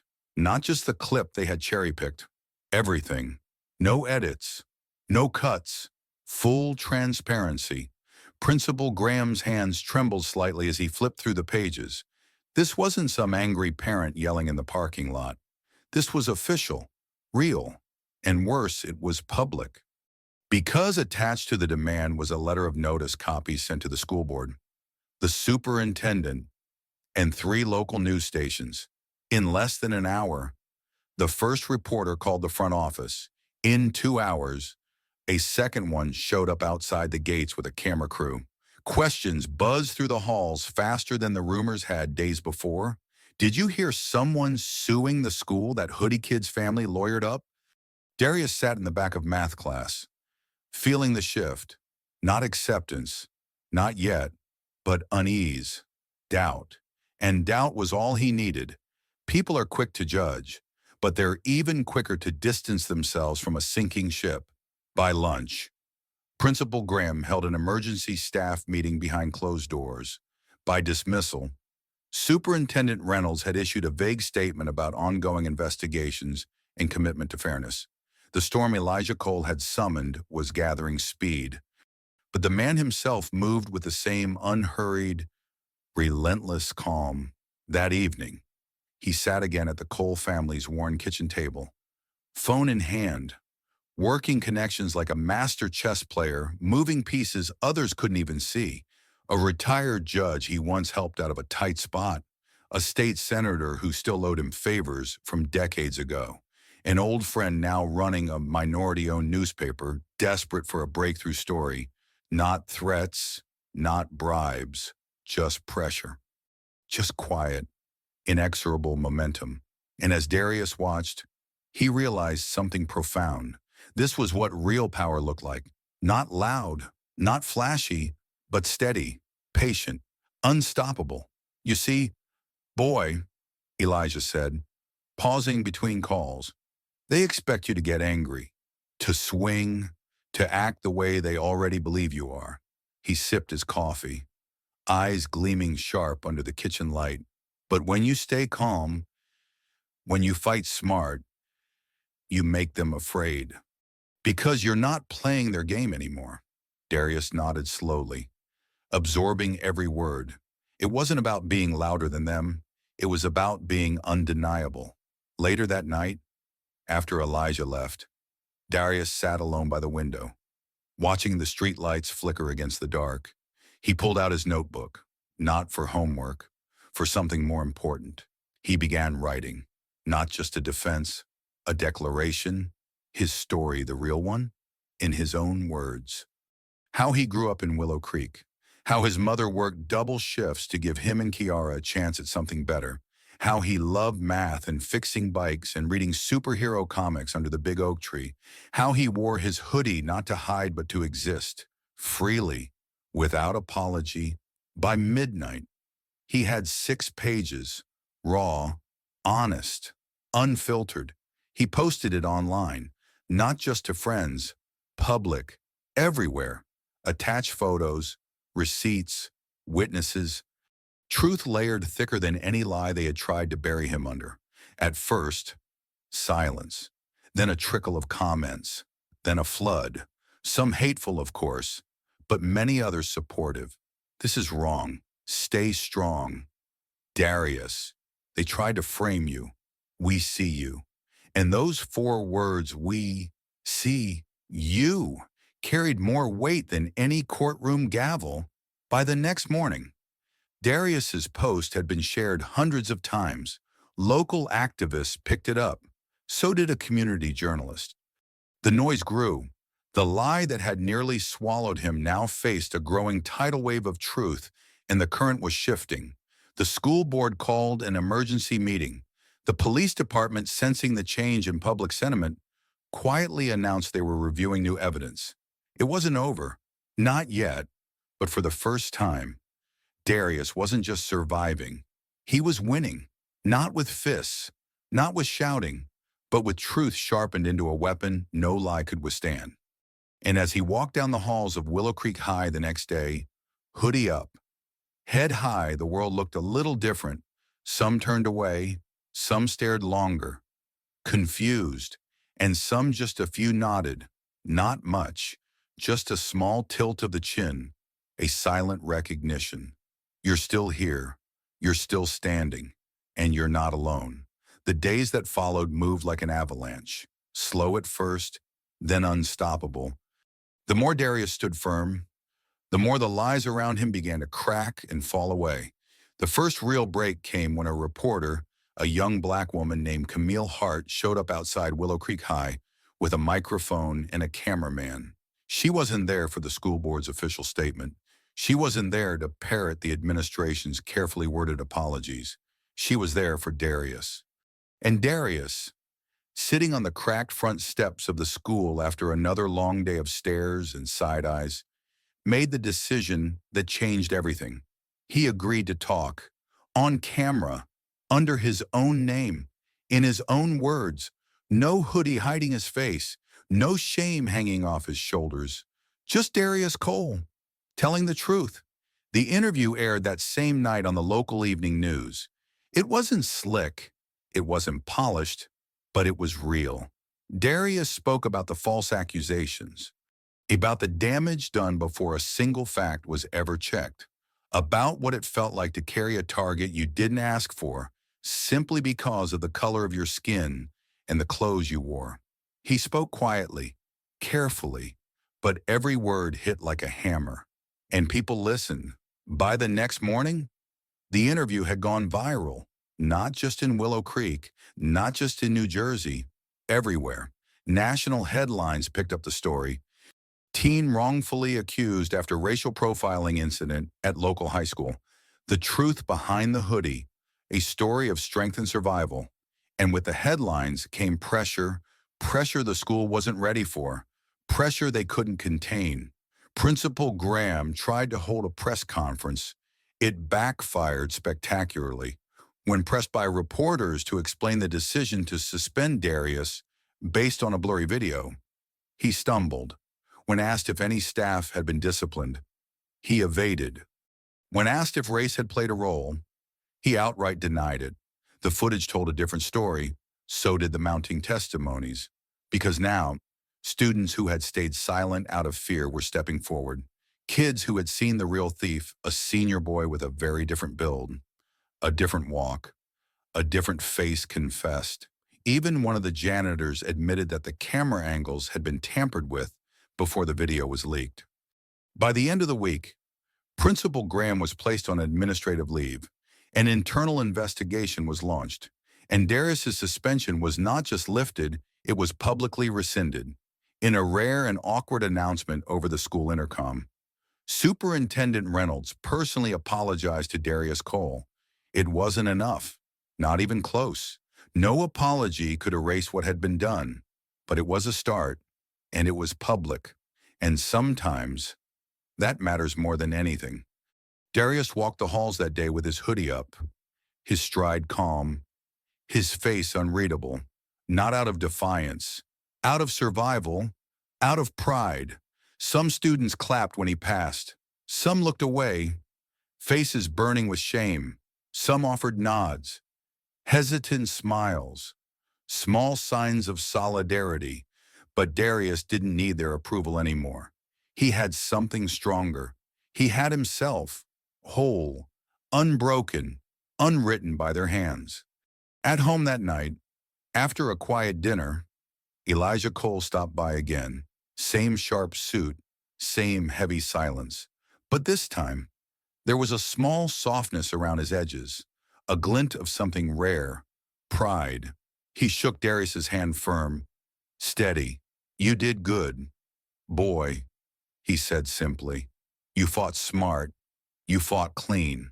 Darius nodded.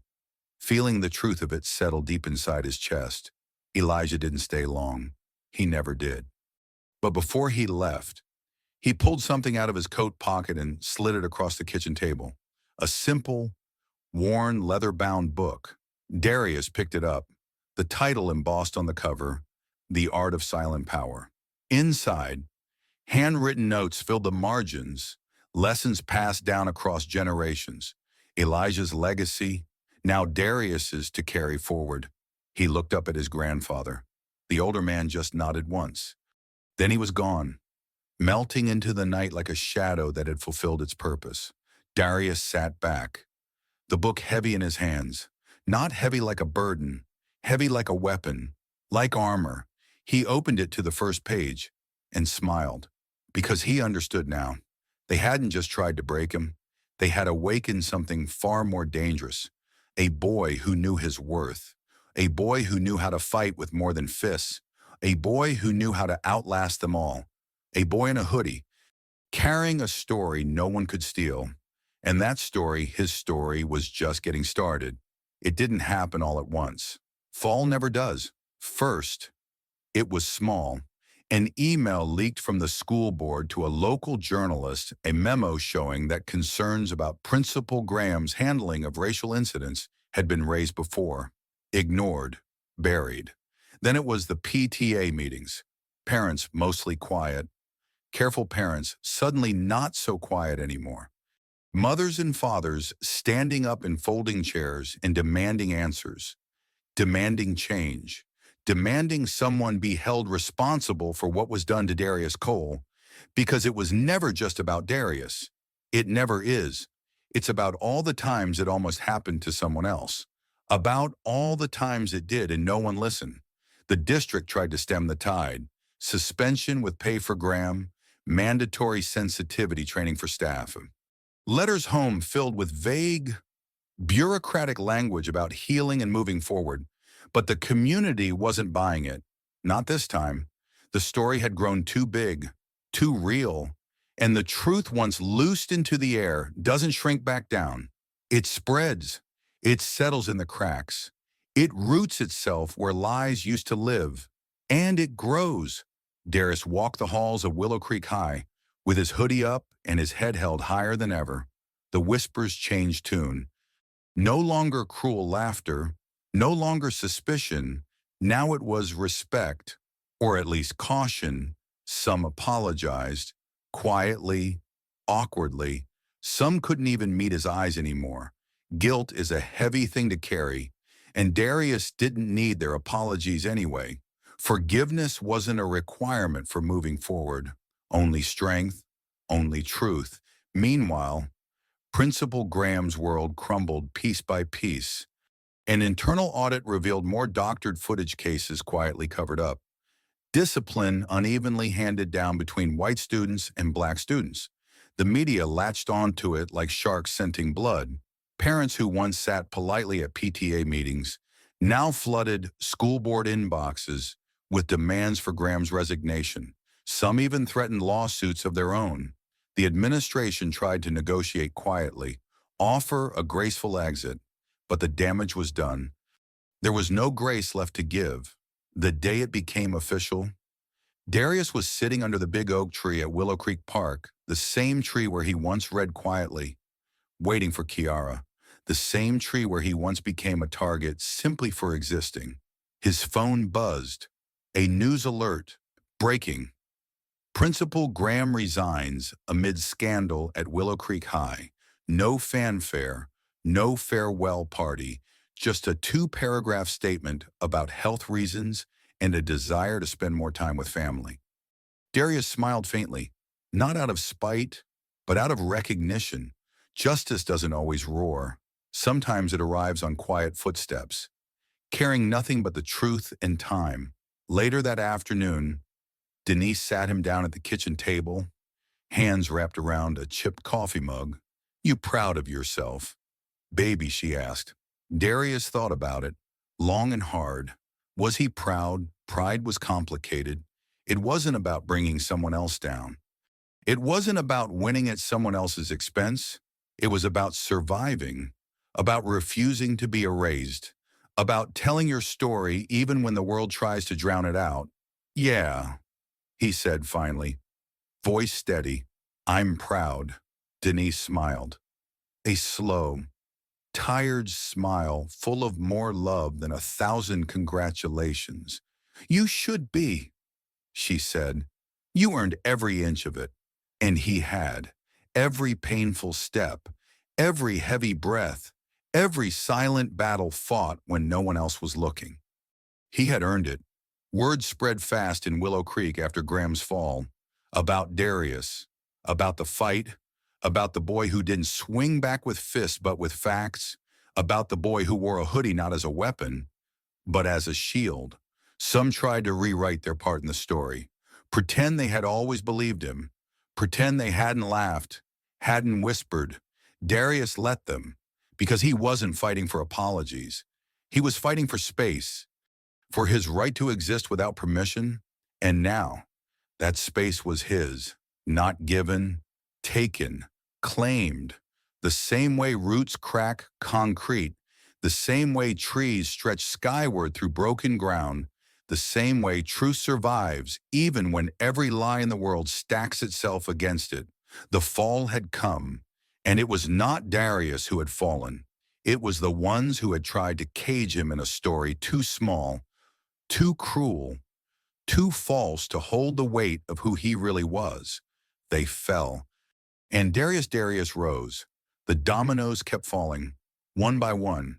In the weeks that followed Principal Graham's resignation, more names surfaced.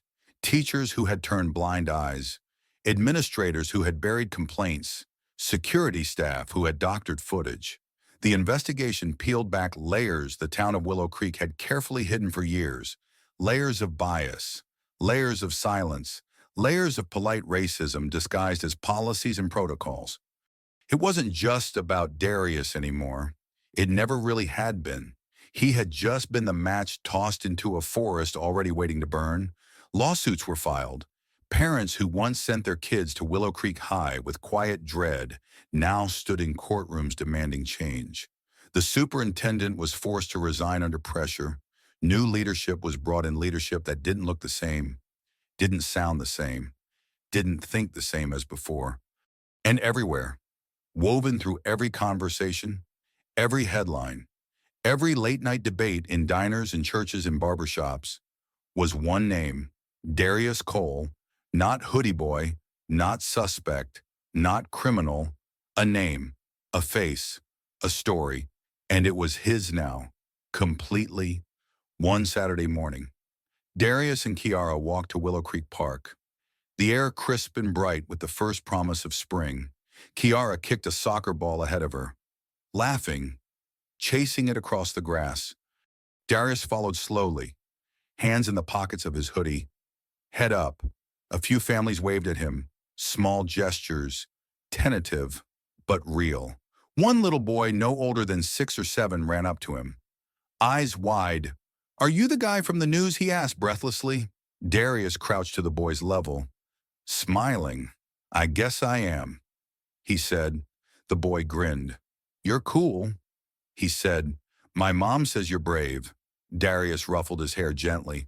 "Your mom's pretty smart," he said. The boy beamed and ran back to his family. Kiara ran back too, grabbing Darius's hand, pulling him toward the playground. For a moment, everything felt normal, like it was supposed to. Later, they sat under the old oak tree, the same tree where the story had once almost ended, the same tree where it had truly begun. Kiara leaned against him, munching on crackers. "You're famous now," she said between bites. Darius laughed softly. "I don't know about famous." Kiara nodded vigorously. "Yup, you're a hero." Darius looked out across the park, watched kids chase soccer balls and parents sip coffee and teenagers scroll on their phones. He thought about what hero really meant. It wasn't being on TV. It wasn't having people know your name. It was standing up when the ground shook under you. It was telling the truth even when no one wanted to hear it. It was surviving the fall and helping others climb out after you. Maybe he wasn't a hero. Maybe he was just standing. And sometimes standing was enough. Across the park, he noticed a familiar face, Officer Keller, the same officer who had sat across from him in the principal's office, the same officer who had looked at him like a case file, not a person. Today, Keller wasn't in uniform, just jeans and a jacket, just another man trying to blend into a town that now looked at him differently too. Their eyes met briefly across the distance. Keller looked away first. Not out of shame, Darius knew better than to expect that, but out of something closer to discomfort, maybe guilt, maybe regret, or maybe just the realization that the world he was comfortable in had shifted under his feet. Darius didn't gloat, didn't smirk. He just turned back to Kiara, who was now drawing pictures in the dirt with a stick. Life was messy. People were messy. Change wasn't clean or easy or quick, but it was happening, and Darius was here for it. Later that week, at a school assembly this time, truly optional, truly voluntary, a mural was unveiled. Not a corporate, soulless piece of PR, but a real work of art, painted by students, vivid, bold. It showed a boy in a black hoodie standing tall under a giant oak tree, his shadow stretching far and wide behind him. Not dark, not menacing, but powerful, protective, hopeful. At the bottom, in bold letters, it read, "Stand tall, stay true."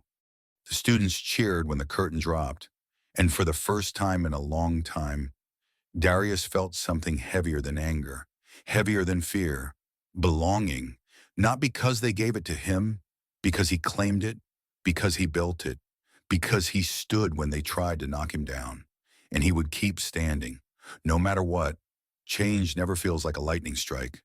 It feels like a slow tide, a shifting underfoot that you don't notice until one day you look up and realize the shoreline is somewhere new. That was how it happened in Willow Creek. The changes weren't loud. No parades, no speeches, just quiet corrections, small shifts. The teachers who once turned their backs on kids like Darius found themselves attending mandatory workshops led by people who looked like him and listened differently now. The security guards who once profiled the hoodie before they saw the boy now hesitated before making assumptions. New policies went up on school bulletin boards, new protocols about footage handling, new grievance channels for students who felt unseen or unheard. They weren't perfect. Nothing ever is. But it was something. And Darius knew more than most that sometimes something is a victory all by itself. He didn't win awards, no certificates framed in shiny glass, no scholarships handed to him on a velvet tray, but he earned something far more precious: respect. The kind that doesn't come from headlines or retweets, the kind that lingers, that roots itself in the memory of a community and grows into something stronger. He started tutoring after school again, not because he needed to, but because he wanted to. Kids who used to look at him with suspicion now lined up to ask him about algebra and geometry and life. He helped build a community garden in the lot behind the old gym, alongside kids who once whispered when he walked by. He didn't do it for redemption. He didn't owe anyone that. He did it because the story had changed, and now he got to help write the next chapters. One afternoon, while weeding tomato plants with a freshman named Malik, Darius found himself laughing real, easy laughter that felt like it came from a place untouched by the past. Malik looked up, grinning. "You're, like, a legend here." "You know," Darius shook his head, wiping sweat from his brow. "I'm just a guy who didn't quit," he said. Malik nodded solemnly. "Yeah, that's why you're a legend." Darius didn't argue. Some truths were too big for modesty. At home, things shifted too. Denise Cole, after years of quietly doing the impossible, was offered a promotion at the hospital, supervisory role, better hours, better pay. When she told Darius and Kiara over dinner, her voice cracked slightly. Not from sadness, from relief, from pride. "You fought for yourself, D," she said, reaching across the table to squeeze his hand. "But you also fought for all of us." Kiara beamed, mouth full of mashed potatoes. "Best big brother ever," she declared. Darius smiled, feeling that same warmth spread through his chest, the one no lie, no rumor, no suspension letter could ever touch.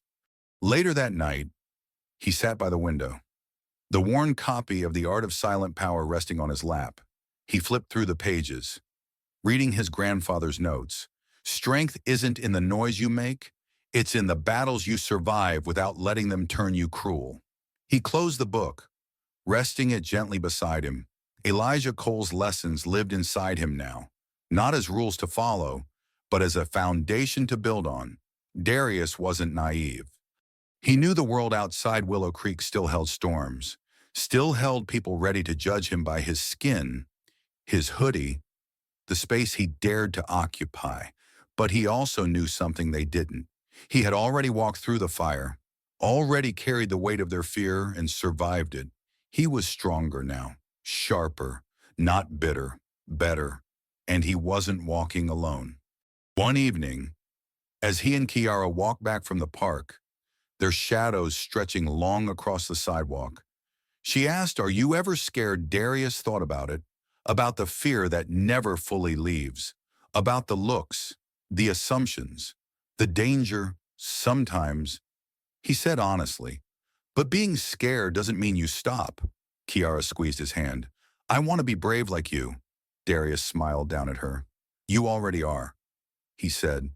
She grinned, skipping ahead, her backpack bouncing on her shoulders, and Darius followed, steady and sure, because the fall wasn't just about exposing what was broken.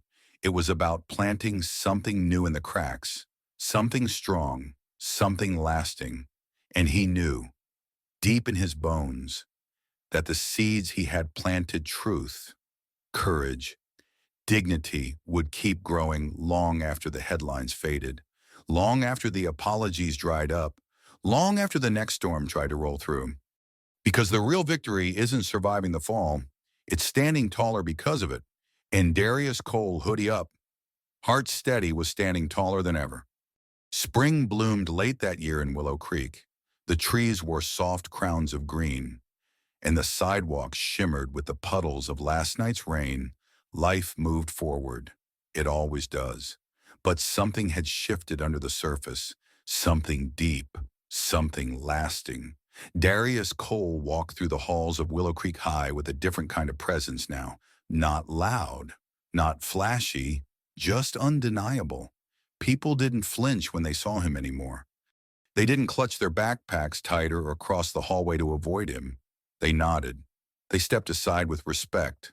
Some even smiled small, cautious things as if testing whether they were allowed to now. Darius didn't smile back often, not because he was angry, because he understood something they didn't. Forgiveness isn't cheap. Respect isn't free. It has to be earned. And some lessons are too important to let pass by unmarked. In April, he was invited to speak at an assembly. Not forced, not tricked, genuinely invited. Mrs. Gonzalez, the new interim principal, asked him personally, "Darius," she said, her voice steady but respectful, "we think the students would learn a lot from hearing your story, from you." He thought about it, long and hard. He wasn't interested in being their redemption story, wasn't interested in wrapping everything up in a neat bow so they could all feel better. But he was interested in truth, and sometimes the only way to change the future is to refuse to forget the past. So he agreed. The auditorium was packed that morning, not because students wanted another boring lecture, because they wanted to see, to hear, maybe even to understand. Darius stepped up to the microphone wearing his hoodie black, simple, clean, pulled up over his head. He let the silence stretch a little before he spoke, not for drama, for weight, for meaning. "My name is Darius Cole," he said, voice even, but powerful. "You might know me from the flyers, or the rumors, or the news." He paused, letting that settle. "And if you do, then you also know what happens when people decide what kind of story they want to believe before they ever hear your voice." The auditorium was stone silent. No whispers, no giggles, just listening, real listening. "I'm not here to make you feel bad," Darius said. "I'm not here to pretend like none of it happened." Another pause. "I'm here because it did happen, because it still happens, to kids like me, everywhere." He scanned the room slowly, saw the football players who used to joke behind his back, saw the teachers who once doubted him, saw the freshmen looking up at him with wide, uncertain eyes. He took a slow breath and continued. "When you wear a hoodie and you're black in America," he said, "some people will decide you're a threat before you even open your mouth." A few students shifted uncomfortably in their seats. Good. Discomfort meant the truth was hitting. "And it's easy to stay quiet when it's not happening to you," Darius said. "Easy to laugh, easy to look away, easy to believe what's easy to believe." He leaned forward slightly. "But easy isn't right. Silence thicker than fog." He straightened. "I'm not asking for your sympathy," he said. "I'm asking for your awareness, for your courage, for your honesty." He lifted his chin. "Because the next time it won't be me. It'll be someone else. And you'll have to decide what kind of person you want to be in that story." He stepped back from the microphone then. No grand finale, no applause cue, just truth, hanging in the air, undeniable. And as he walked off the stage, hoodie still up, back still straight, something extraordinary happened. The students stood, not all at once, not with the choreographed clapping of an adult-ordered standing ovation, one by one. First a few, then more, until nearly the whole auditorium was on its feet, some clapping, some just standing, silent, respectful, acknowledging.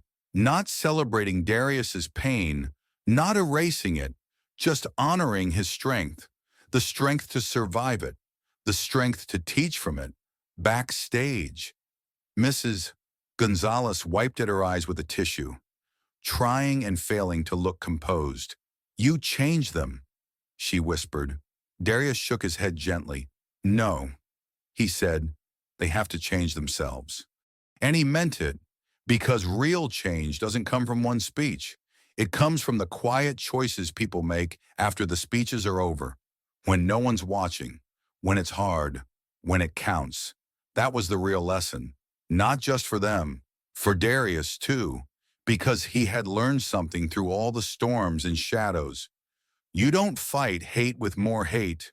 You don't defeat lies with louder lies. You fight with truth.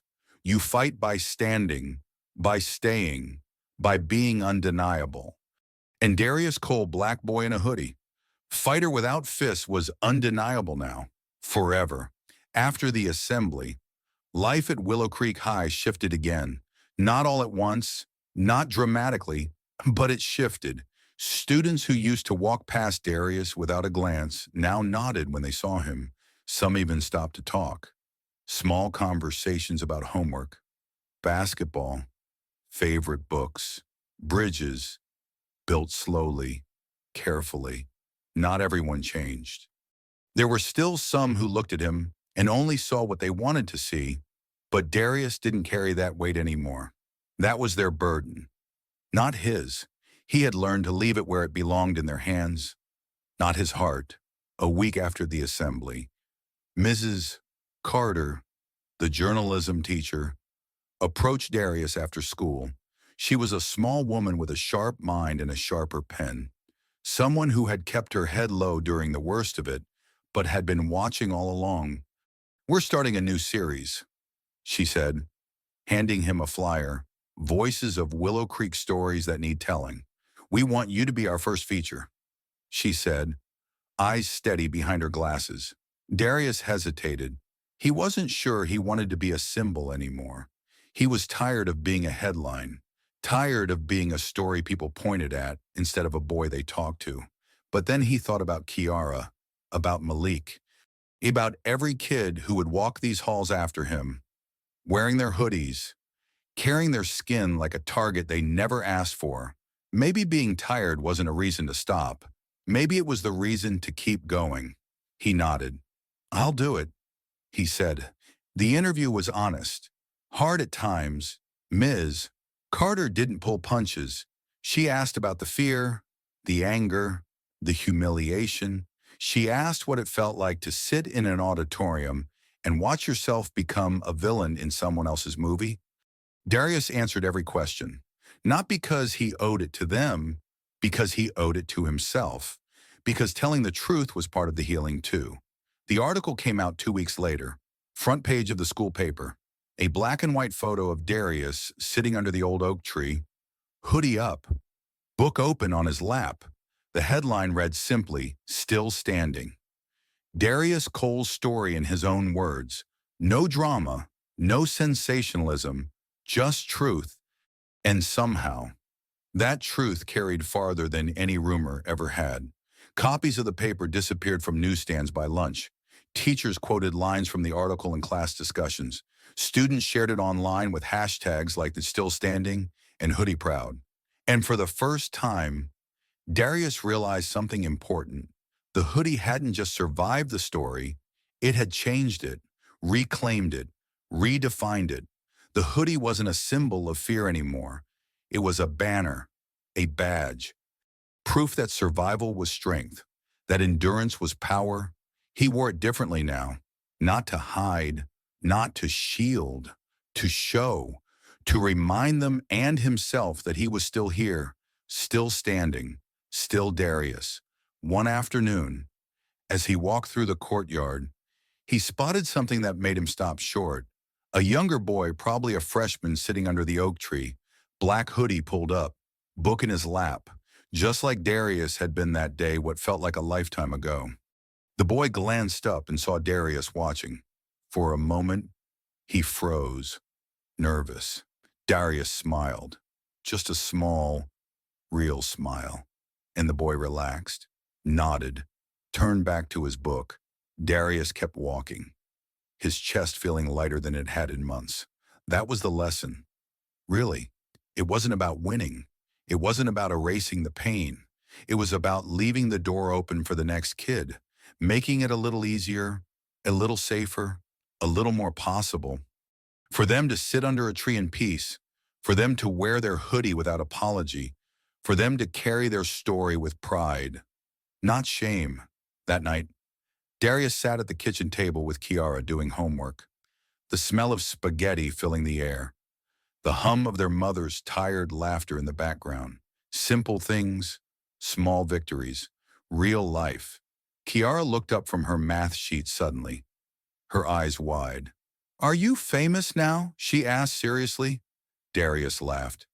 A deep, easy sound. "No. Kiddo," he said, ruffling her hair. "I'm just Darius." She grinned. "Good. Famous people are weird." He chuckled again, pulling her worksheet closer. "Yeah," he said, "they are." And in that small, ordinary moment, a brother helping his sister with fractions under the yellow kitchen light, Darius realized something powerful. He didn't need to be a hero. He didn't need to be a symbol. He just needed to be here, living, standing, loving. And that was more than enough, more than they ever tried to take from him, more than they ever could. A few weeks later, on a soft Saturday morning, Darius stood once again in Willow Creek Park. This time, there was no fear in his chest, no anger pressing against his ribs, just a quiet sense of belonging. Kiara was playing soccer with a group of kids near the pond, her laughter floating across the breeze like music. Parents chatted on benches, teens sprawled across the grass, scrolling through their phones, tossing frisbees, living ordinary lives, the way it should have been from the beginning.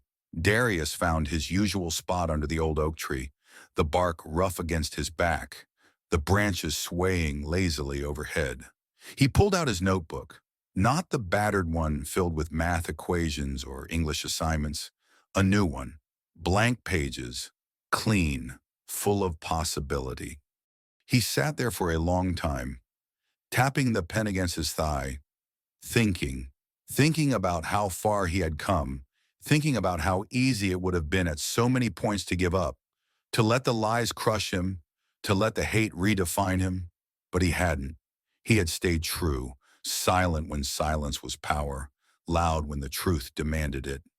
He thought about Elijah Cole, his grandfather, who had taught him that strength wasn't about how many people you could knock down, but how many storms you could walk through without letting them turn you bitter. He thought about his mother, Denise, who had taught him that dignity was something no one could give you, and no one could take. You had to hold it, fight for it, protect it. And he thought about Kiara Bright, fearless Kiara who deserved a world that was better than the one he had inherited. That was the real lesson, the one he needed to carry forward, the one he needed to pass down. He opened the notebook and began to write, not about the lies, not about the pain, about the survival, about the strength, about the simple, stubborn act of existing loudly and proudly in a world that sometimes wanted you small and silent. He wrote about the hoodie, how it had once been seen as a threat, but now, to him, it was a symbol of resistance, of pride, of truth. He wrote about the moment under this very tree when he realized no one could define him but himself. And he wrote about forgiveness, not for them, for himself. Forgiveness that allowed him to breathe again, to laugh again, to hope again. He filled pages and pages, the ink scratching rhythmically against the paper, until his hand cramped and the sky above turned gold with late afternoon sun. When he finally looked up, Kira was running toward him, waving excitedly. She flopped down on the grass beside him, cheeks flushed, hair wild. "What you writing?" she asked. Peeking at the notebook, Darius smiled, tucking it closed gently.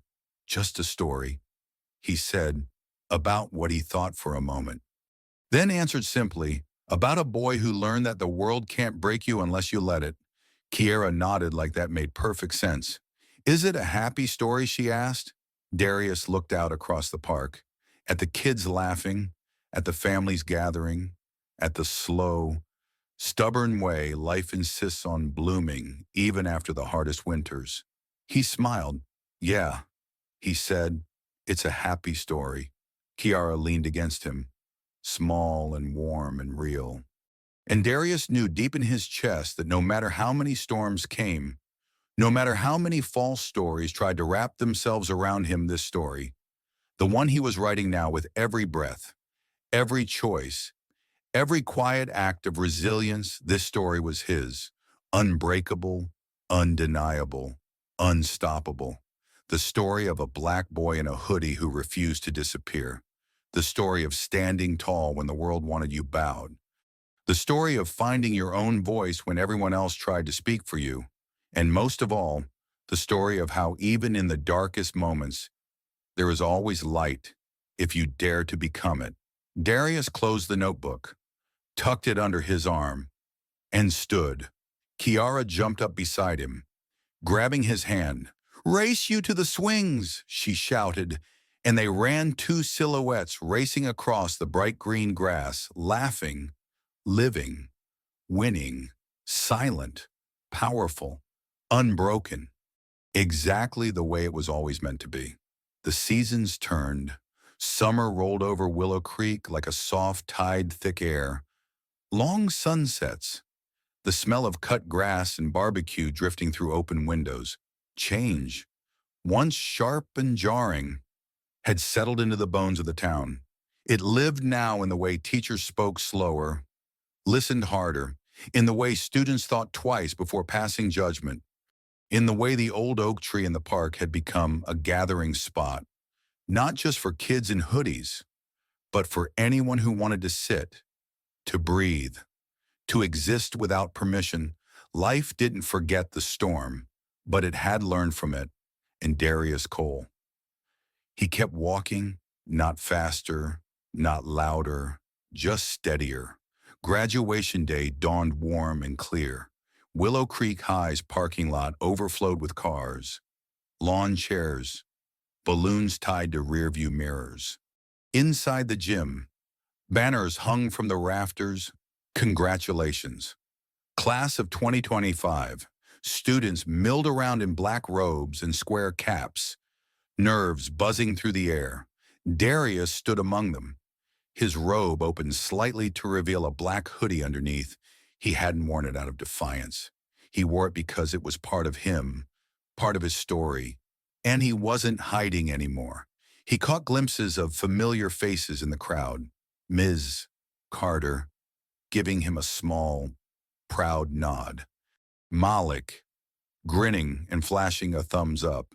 Even Officer Keller, standing stiffly by the bleachers, no longer a threat, just a man trying to be better. And in the front row, Denise and Kiara sat side by side. Denise's hands clutched tight in her lap, tears shining but unshed. Kiara bouncing in her seat, waving wildly every time Darius glanced their way. When Darius's name was called, the gym seemed to breathe in all at once. He stepped forward, every stride slow, certain, grounded. He crossed the stage, took his diploma, shook hands he once wasn't sure would ever reach for him again. The applause wasn't thunderous. It wasn't overwhelming. It was something better. It was real, honest, earned. As he left the stage, the hoodie shifted around his shoulders like a second skin, not a shield anymore. A flag, a testament. He had survived. He had stayed. He had won. Later, after the caps were thrown and the photos were taken and the gym emptied into the sticky June evening, Darius found himself walking alone down Main Street. The town buzzed with celebration horns honking, music blasting from car windows, kids shouting and laughing. But Darius needed a moment, a breath, a step back. He passed storefronts he had once been watched suspiciously in, past parks where he had once sat too carefully. past sidewalks where he had once walked too quickly, too quietly. Tonight, he moved differently, not because the world had changed completely, but because he had. At the edge of town, just where Main Street faded into the first stretch of highway, he stopped, stood for a long while, watching the road stretch out into the dusky horizon, an invitation, a challenge, a promise. He didn't know exactly where he was going next. Community college in the fall. Maybe working part-time to help with bills, helping Kiara chase her dreams. Maybe writing, definitely living. But wherever he went, he knew one thing for certain: he would go as himself. No disguises, no apologies, no fear. He pulled the hoodie tighter around himself, feeling its familiar weight, not heavy now, but steady, grounding, a reminder of who he was, of what he had endured, of what he had become, and of what he still had to build. A new story, his story, written in his own hand, in his own voice, with no one else's lies stitching the seams. Behind him, Willow Creek glowed in the twilight, a town changed. Still imperfect, still learning.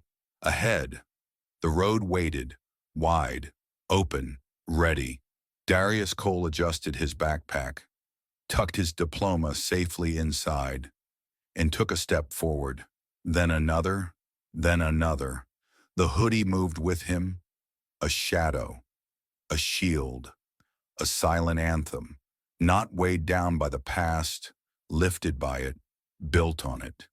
He didn't look back, not because he was running, because he was ready, because he knew that no matter where the road twisted, no matter how many storms waited ahead, he had already survived the worst they could throw at him. And he was still here, still standing, still Darius, a black boy in a hoodie with a story the world would never silence again. And with each step into the deepening night, into the unfolding future, into the world he was ready to claim, the hoodie walked on. The summer air thickened as Darius walked down the long stretch of county road leading out of Willow Creek. The world felt bigger out here, wider, quieter. Each footstep crunched against the gravel shoulder, steady and sure. Above him, the sky stretched open in a sea of deepening blues and golds, the first stars beginning to wink awake. He liked the feeling, the openness, the uncertainty. It didn't scare him anymore, not after everything. He carried a different kind of map now, not one made of streets and cities, but one etched into the soles of his feet, the marrow of his bones, a map made of every step he had taken to get here, every wrong turn survived, every lie defeated, every silent battle won. Up ahead, the road split. One path led to town, safe, familiar, known. The other, a narrow dirt trail tucked between fields, led somewhere else, unknown, untamed. Darius hesitated only a moment. Then he turned onto the trail. His hoodie caught the evening breeze, flaring gently behind him like a flag. It didn't matter where it led. What mattered was that he chose it.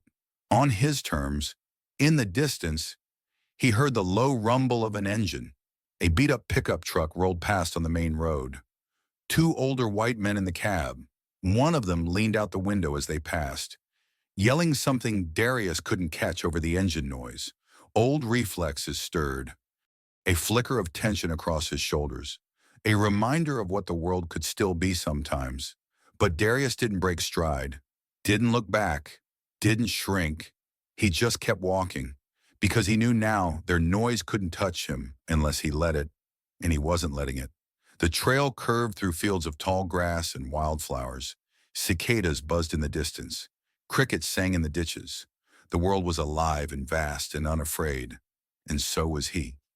As he walked, memories stirred, not painful ones, powerful ones.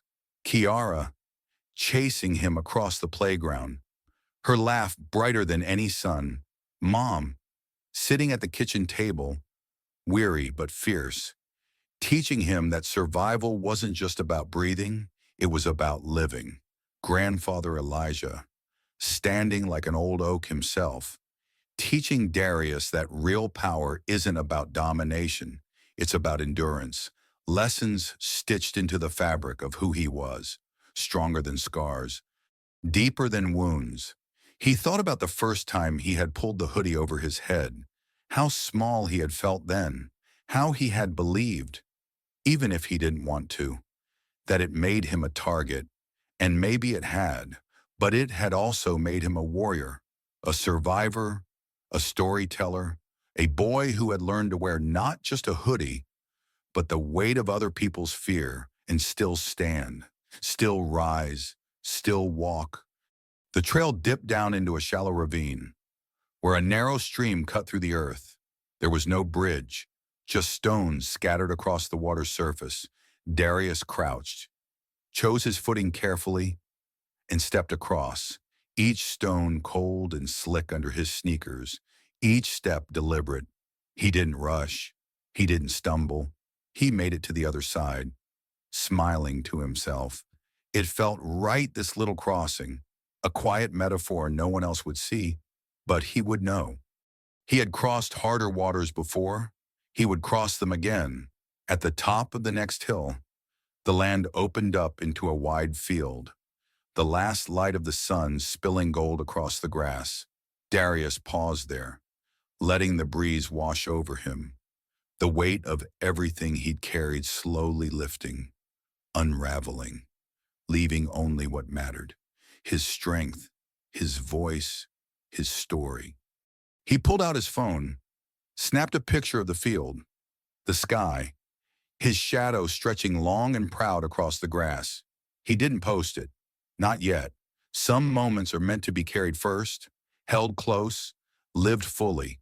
He tucked the phone away, tucked his hands into the pockets of his hoodie, and started down the far side of the hill, toward whatever was waiting, not afraid, not angry, ready. The hoodie moved with him, whispering with the wind, telling its own silent story. A story about survival, a story about standing tall when everything tried to push you down, a story about walking on even when the road disappears and the path fades and the world tells you to stop, especially then, only then, because Darius Cole wasn't just walking for himself anymore. He was walking for every black boy who had ever been seen as a threat instead of a child, for every kid who had ever been told they had no place here, for every heart that beat a little faster when they pulled up their hoodie against the cold and the fear of being misunderstood.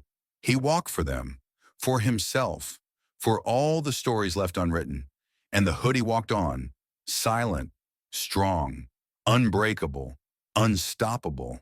The sky above Darius Cole stretched wider the farther he walked. The stars thickened into rivers of light, and the moon hung low and heavy like a silver drum. It felt like the whole world had unfolded itself for him. For this moment, for this walk, he didn't have a destination tonight. That wasn't the point. It was the walking itself that mattered. The choosing, the carrying forward, the refusing to stop. He thought about the journey that had brought him here, every whispered rumor, every slammed locker, every heavy silence in a crowded hallway. Each moment had been a weight tied to his feet, but he had turned them into steps, into strength, into stories he now carried proudly across his shoulders, stitched invisibly into the fabric of his hoodie. He passed an old diner, lights flickering. A few night shift workers hunched over coffee cups inside. Once, he would have hurried past, kept his head down, worried about what his hoodie made them think he was. Now, he simply walked by, steady, present, unashamed. They could think what they wanted. They didn't write his story. He did. On the far side of town, the road narrowed again, turning into a dusty gravel path that led toward the hills beyond Willow Creek. He kept going. A few late-night cars rumbled past, headlights flashing briefly over him. Some slowed a little when they saw him. Old instincts flared, tension across his shoulders, palms itching, but he breathed through it. One breath, another. He kept his pace. He kept his power. And slowly, they passed. swallowed by the dark. At the crest of a hill, Darius stopped, looked back. Down below, Willow Creek slept, tiny, flickering, alive. He smiled a real, full smile that cracked open the quiet armor he carried and let the peace inside breathe. They hadn't beaten him. They hadn't even come close. He had something they couldn't take, not with rumors, not with lies, not even with fear. He had himself, whole, true, unshaken. And he had the future stretched out wide and wild and waiting. Like the stars above him, he didn't know what would come next. School, work, adventure, maybe struggle, definitely more storms. But he knew this, whatever waited out there, he would meet it standing tall, hoodie up, head high, heart steady, because he carried something stronger than fear now. He carried survival. He carried dignity. He carried the silent power of every step he had taken through the fire and out the other side. And he knew deep down, where no lie could ever reach, that this story, the one written by his own hands, could not be erased. Not by them, not by anyone. The hoodie whispered against his ears as the wind picked up, not a threat, not a warning, a promise. You are not what they say you are. You are what you choose to be. You are not their fear. You are their reminder. You are not invisible. You are undeniable. And so he walked on, beyond the town, beyond the noise, beyond the easy labels and the heavy expectations, into the night, into the world, into whatever came next. And with each step, he left behind not his past because he was proud of it, but the weight others had tried to place on it. He left behind their fear, their doubts, their hate. He carried only what mattered: courage, truth, hope. Hope that the next boy who pulled up his hoodie against the cold wouldn't have to worry what it made people think. Hope that the next black kid walking home at dusk wouldn't be seen as a threat, but as a story still unfolding. Hope that one day, survival wouldn't have to feel like rebellion. But until that day came, Darius would walk, and the hoodie would walk with him, not as armor, not as a burden, but as a flag, a banner, a living, breathing testament to the fact that he and boys like him belonged exactly where they stood, without apology, without permission, without fear. And somewhere far behind him, Willow Creek kept sleeping, dreaming, changing, growing. Because sometimes the smallest ripples change the biggest rivers. And sometimes all it takes is one boy in a black hoodie walking tall through the night to remind the world what resilience really looks like. Darius Cole didn't just survive his story, he rewrote it. And as the stars blazed brighter overhead and the world stretched wider with every step, one truth echoed louder than any lie ever could. The hoodie walks on, and it always will. In a world that tried so hard to silence him, Darius Cole chose to walk louder.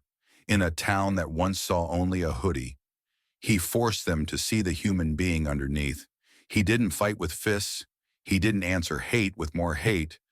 He fought with truth, with dignity, with resilience. And in doing so, he taught all of us something deeper: that survival isn't just about standing still. It's about walking forward, proud, unapologetic, unbreakable. The hoodie walks on, and so does the story.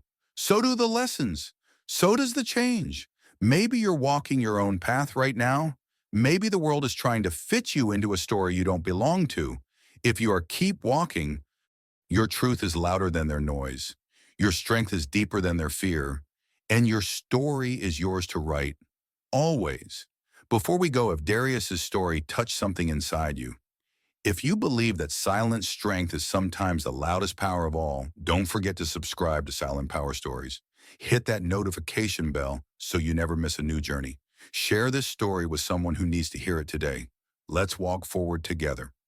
Because out here, the hoodies walk on, and we are just getting started.